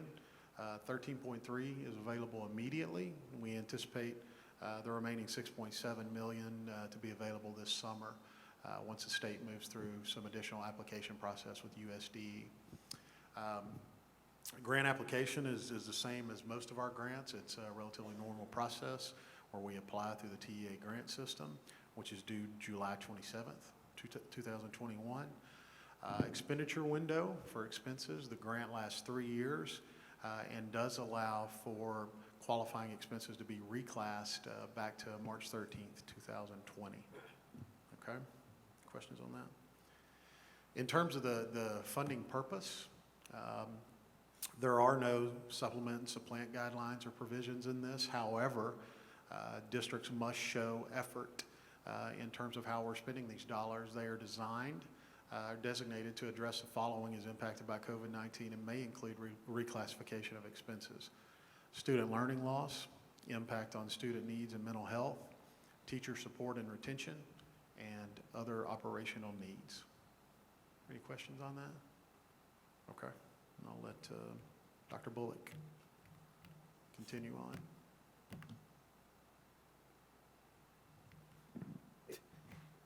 Thank you, Dr. Morris. There are some grant requirements here for us to get input and make sure we're listening to people who we should. about how to apply these funds. So over the last couple of weeks, the state, through TEA is how this money's been being funneled. They made districts aware about 2 weeks ago of the amount of dollars that they could expect to see through both of these grant applications. And from that time, we have, as district administrators, been making calls to principals and asking them about specific needs in their buildings. I know Dr. Garza had a meeting with curriculum leaders asking their input. We have also held a meeting with the District Improvement Committee to talk to them about this and ask them of things they see in their campuses. And just as a reminder to the board, the District Improvement Committee includes a teaching representative elected by the teachers at their campus. So there is a teacher representative as well as community, business, parent representatives as a part of that District Improvement Committee. That meeting was held, I think, last Thursday, and had a good conversation there, what I'm told, about things that we could maybe spend some of the funds on. There's also been information posted on the district webpage and given to local newspapers like we normally do with public notice items. And we are currently accepting questions, feedback, between myself, Dr. Morris, and Dr. Garza about things that people think are important for this. And this evening, here we are. So what we're going to share with you is some of our current thinking. This isn't lockstep what we think we're going to spend all the money on, but it is where our current thinking is right now after listening to needs from these various folks. So first we look at teacher retention and some operational expenses. Remember from what Dr. Morris told you guys, we can reclassify some expenses that the district has incurred since going back to I guess that spring break that COVID all started. And then we have going forward a window to spend these funds for another couple of years into the future. So part of our idea here is how to stretch that money and not just pay one-time things that we run into a funding cliff scenario like Dr. Morris was talking about in the budget workshop. We think that we can use this to hire additional teaching spots, which will reduce class sizes. There will be conversations with you guys as we move through the budget process on potential teacher bonus or similar compensation as part of this plan as well to meet the goal of teacher retention. We have identified some expenditures in the area of technology. We know the district's Wi-Fi capabilities could always stand improvement, especially as we have learned in the age of COVID how much we are using Wi-Fi and using technology to assist instruction. So there are some expenses there. We also have some reimbursement funds or reclassification that we could use for devices purchased throughout to deal with distance learning and other things that were a part of our COVID experience, and as well as some facility needs, some of our reimbursement for PPE and cleaning expenses, as well as a look at air quality improvement. All those things we feel would be good expenditures as a portion of this grant funding after listening to several different folks. At this point, I'm going to let Dr. Garza come up and talk about specifically what we want to do for learning loss, unless you guys have any questions for me right now. And then we can come back to questions overall at the end of it after we kind of walk you through some of our thinking. Okay, Dr. Garza? Okay, so Dr. Morris mentioned a couple of the main areas of the grant entail working with increasing the needs to address learning loss as well as the mental health of our students. So we've identified some, oops, not too far, sorry about that. We've identified some key areas that we think will have a direct impact on learning loss. So on the screen in front of you is some, after talking to campus principals, CI department, these are some things that we think will have a tremendous impact on that. Reading and math interventionists, particularly at the elementary level, would be a key part of that plan. As far as reading teachers, currently our special education staff, we have 1,700 students currently identified as special education. If you fast forward 1 year, we're projected to have 1,900. So that's a 12% increase over the course of the next year, and that would entail adding some special education staff as well. We also need to add some staff to assist our bilingual and ESL students with our LPAC support personnel. And then with Dr. Campbell's guidance, we've identified some needs to support our fine arts program.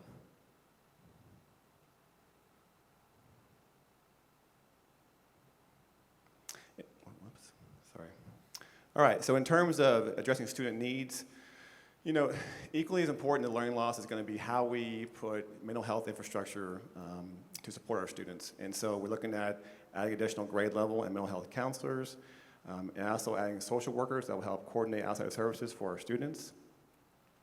Also looking at, we have a growing need at the elementary level with some, giving them some support to help with students with severe behavioral issues. And we have some high needs programs on certain campuses that are really labor intensive and that really need some more support personnel for that. So we think that by addressing both these avenues, not only can we make up for the learning loss that has occurred, but we think this can really propel us into the future. One of the good things about our district is that as we sit right now, we're about 96% of our kids are in person. There's districts across the state that are half their kids are here. I mean, so we are way above the curve. So, you know, it's hard to quantify the learning loss at this time. You know, we have STAR this week coming up. We'll have a better idea in about a month of where we're at. We're doing end of the year F&P testing for reading levels as we speak. But that will give us a pretty good picture, but we won't know this for several years. It'll take a couple of testing cycles to really understand where we're at. But knowing kind of where we're at now and with these focused areas, really think that we can not only make up for those grounds, but exceed it, and we could be a district next year. That's the goal.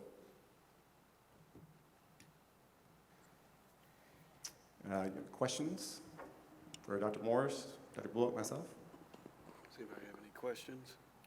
Maybe it's for Dr. Morris, but, and maybe you said it and I didn't hear it, but, so do we have to spend the 20 million up front, or can we spread that out? I mean, when we add all this staff and all this personnel, and that we still have that staff 5 years from now. We do, yes, sir. Well, I guess to answer your question, we have 3 years to spend the money. What we've done, and as we talked about in the budget hearing earlier, or excuse me, budget workshop earlier, is to create a scenario to protect the district from that funding cliff. So we're trying to make it stretch those new positions for, I guess, for eternity, so to speak, and not have to have that funding cliff. Yes, sir. Avoid the funding cliff. Excuse me. Same thing. Did that answer your question, Dr. Moffitt? Okay. Yeah, we do have to spend the money. But we do have to spend the money, yes, sir. And that can be a combination of reclassing already existing expenses, which inflates your current year fund balance, and then you commit those dollars in the future, or it's spending it directly. It can be a combination of those two things. So you can. And that's what we anticipate, yes, sir. You can put some of it in your fund balance can, and then yes, take sir. it back out. Yeah. And for the first time ever, TEA is actually recommending that for long-term sustainability purposes. So are there like reports that you have to fill out as you go through the process?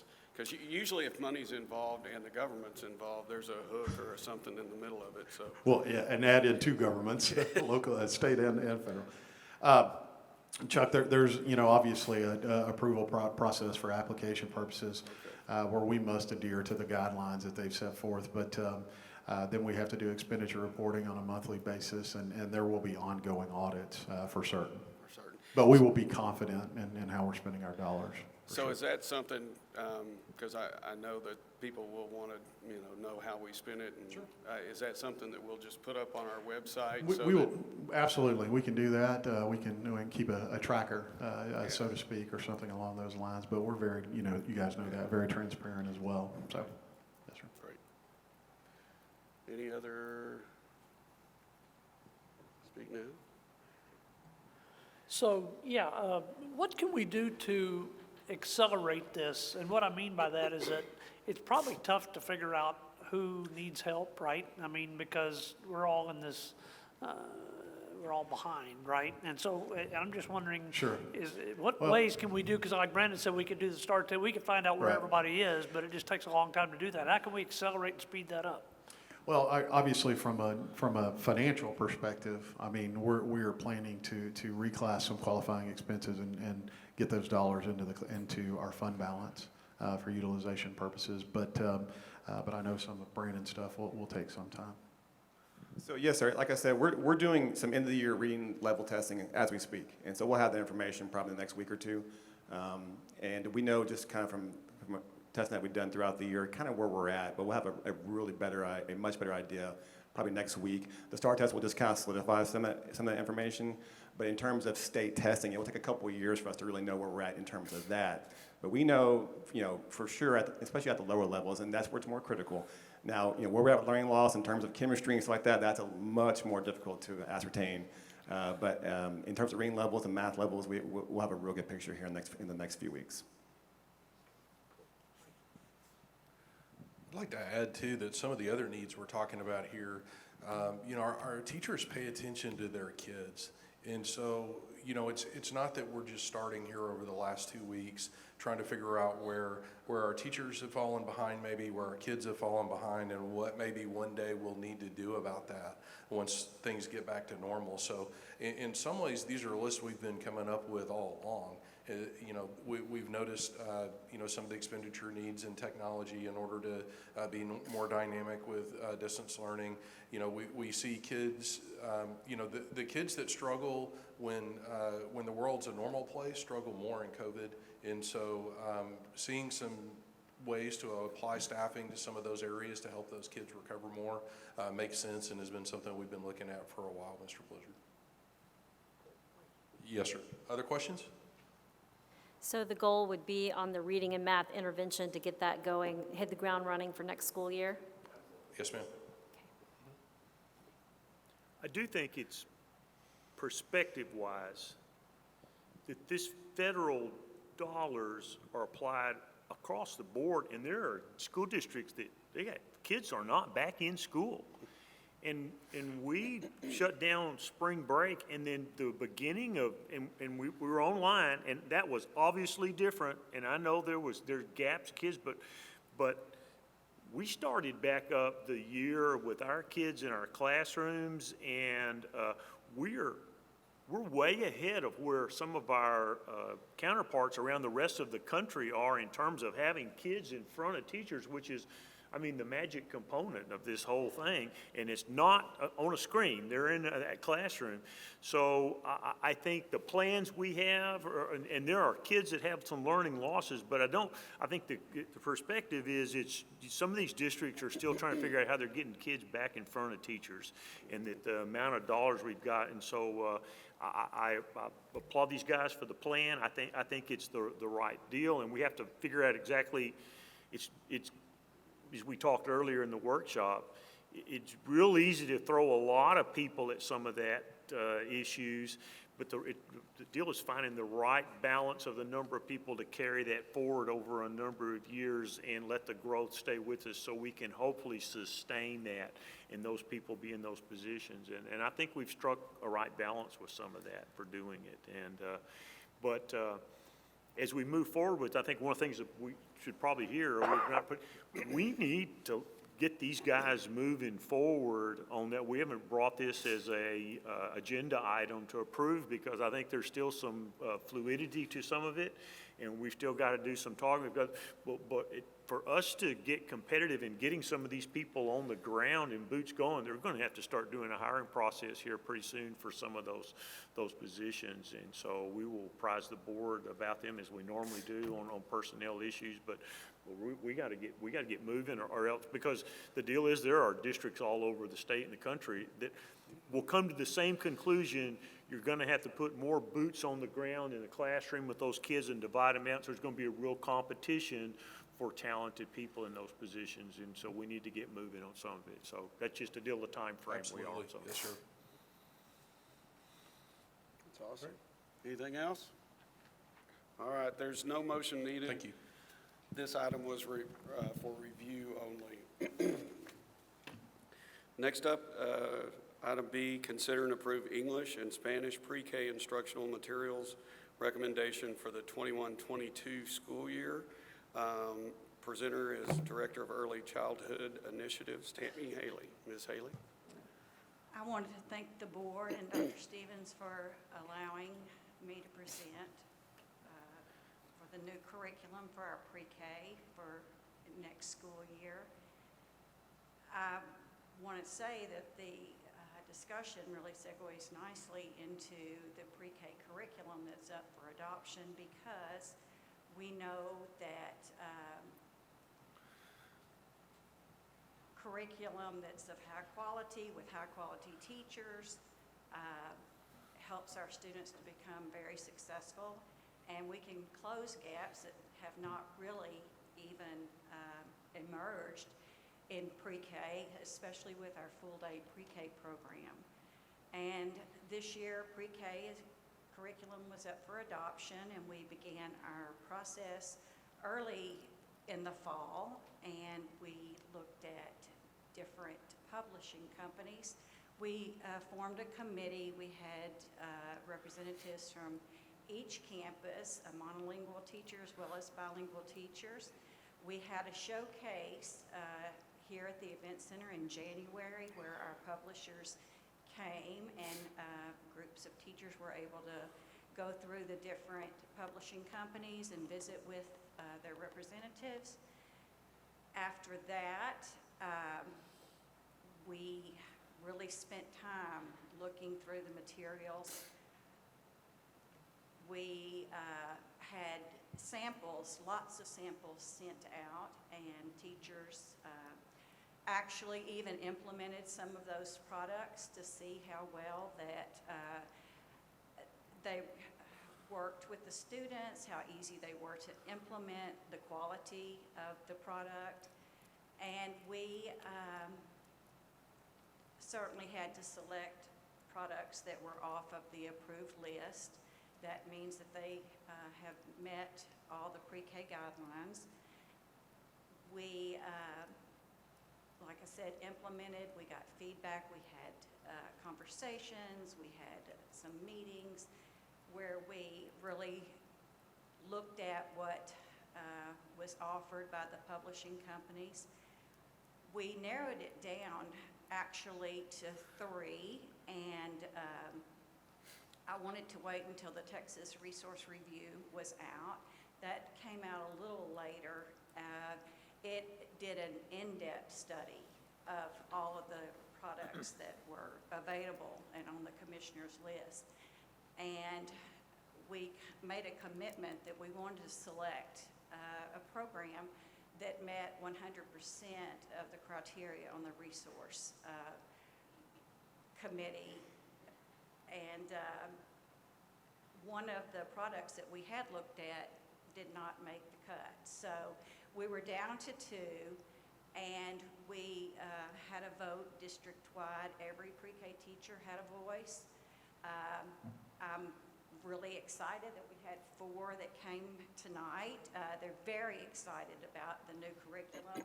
We have Miss Lovell, Miss Martin, Miss Engel, and Miss Durden here. They were all on the committee and just very excited. We had 21 teachers that actually voted out of a possibility of 24, and the results were 20 to 1 in favor of the Frog Street curriculum. We're very, very excited about it. One thing that stands out to me about this program is they exclusively focus on early childhood learning. And when you looked at the materials, you could really tell that they're purposeful, playful lessons. The materials are colorful, they're exciting. The teachers love the implementation piece of it. And I think that throughout the process and the research that we did and the time we spent, that we did land on a very, very good product, something that will be with us for, we know, the next 8 years. And so we took this job very seriously and worked through it and came up with what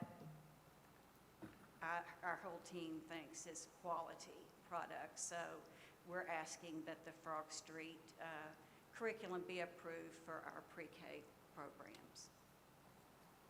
Thank you. Does anybody have any questions? So just for clarification to the board, I mean, Ms. Haley, I was just, and really from my mind, because I think these years all run together for me, but is this the first year we've been full day? Last year. This is our Last year. second. So this is 2 years. Last year, it all seemed like 1 year to me, so I don't know. But anyway, but we've jumped out there and really got ahead of the curve on this. And I think a lot of people were kind of, how in the world are we going to do this so fast? But we pulled it off, and our teachers, you know, we really didn't have a full-blown pre-K curriculum. I mean, they were sort of, but I think the state has made a real effort to say that we're going to really drive a peg in making sure that literacy and other things are key for that pre-K year for those kids that we have in there. So kudos to them for just being an adoption for that. And so I think, as I understand, we got a really cool product that you guys are going to be excited about. And you got a full day to implement it with those kiddos, huh? And what they do is amazing. It really is.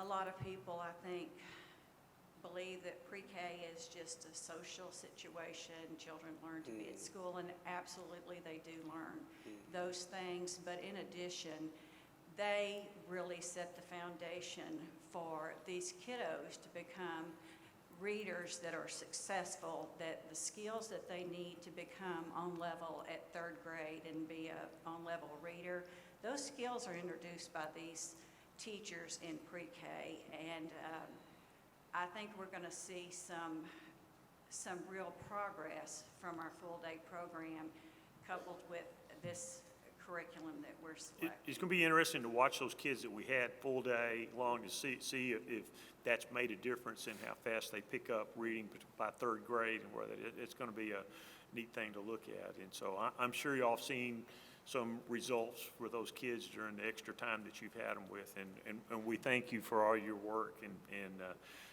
taking care of those kids during that time. So anything else you guys got questions on it? So I was just say I'm impressed with the voting. It was 20 to 1. Pretty impressive. Yeah, I mean, I think it's a clear choice. I mean, that's amazing. That's great. yeah, well, and thank you guys, because I used to have a boss that when you get charged with doing something like that, he said it's like riding a bicycle while you're trying to build it. Right, and that sounds like that's pretty much what you guys got thrown into, so really appreciate that, because we are at the forefront of doing that, and it's hugely important. It's not just social. And in the past, the teachers have had to find resources. We provided them with some resources, but we did not have a comprehensive program. And with Frog Street, it's comprehensive, it's cross-discipline, and I think that they'll be able to spend their time on the things that will really move our pre-K children along and not spend as much time looking for resources on their own. Awesome. Does anybody have any other? Which is even a bigger kudos to you for your devotion to this process. I know it took time. I know you didn't just glance over the material and decide which one you picked. I know you dug down and you ran samples with it, and on top of everything else you were doing individually to try to come up with what you had in your classroom, since this didn't exist yet. We really appreciate that. That is a true love of what you do. I'm also excited for the kids. I mean, that colorful, playful learning system makes you want to go to school again. That's great. These kids need that, especially now. So great Looking job. at the material made me want to teach again. It's very exciting. It sounds 20 to 1. I think I think they'll be believers, right? All right, if there are no other questions, then I need a motion that we approve the English and Spanish pre-K instructional materials recommendation for the 2021-2022 school year as presented. Sonia makes the motion. Joe seconds it. All in favor? All Thank right, you. passes. you got it. Make sure Thank everybody y'all. knows And thank you for being here tonight. I appreciate it. through all of this. Yeah. So next up, consider and approve Atlas Universal for Phase 2 re-roofing package for multiple campuses in the amount of $284,961. The presenter is Executive Director of Facilities, Mr. Tim Bruner. He's our main man. Good evening. This is just a little bit of business to take care of with regard to a hail damage claim from last year. And we've been repairing shingle roofs. We went through phase 1, which was basically buildings that were not occupied by students. This is phase 2, so this will be to do this summer. These are campuses that have been occupied by students.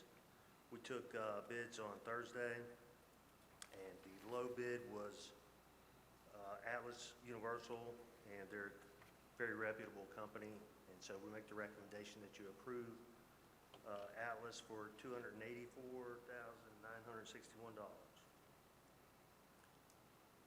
Got to have a roof over your head. But this is an insurance claim. This is money from the insurance claim.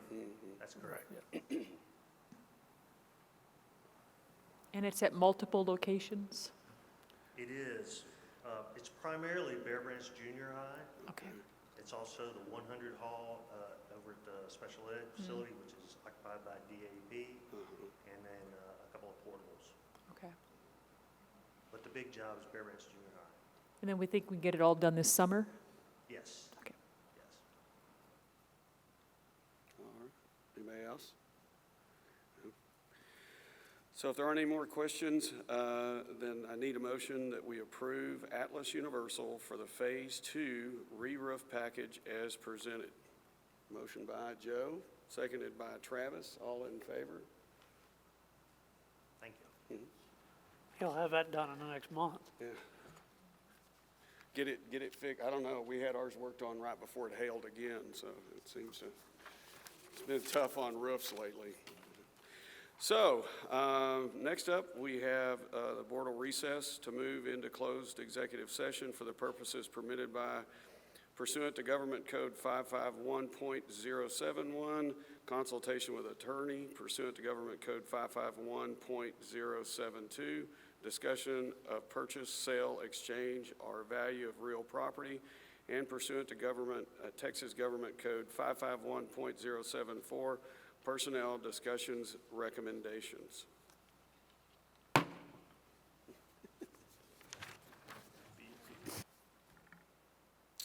All right, we are back, and it is 11:26, and I need a motion to adjourn this meeting. Motion by Gary, seconded by Sonia. All in favor?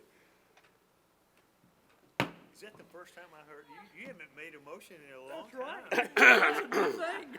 Every time I ask that question,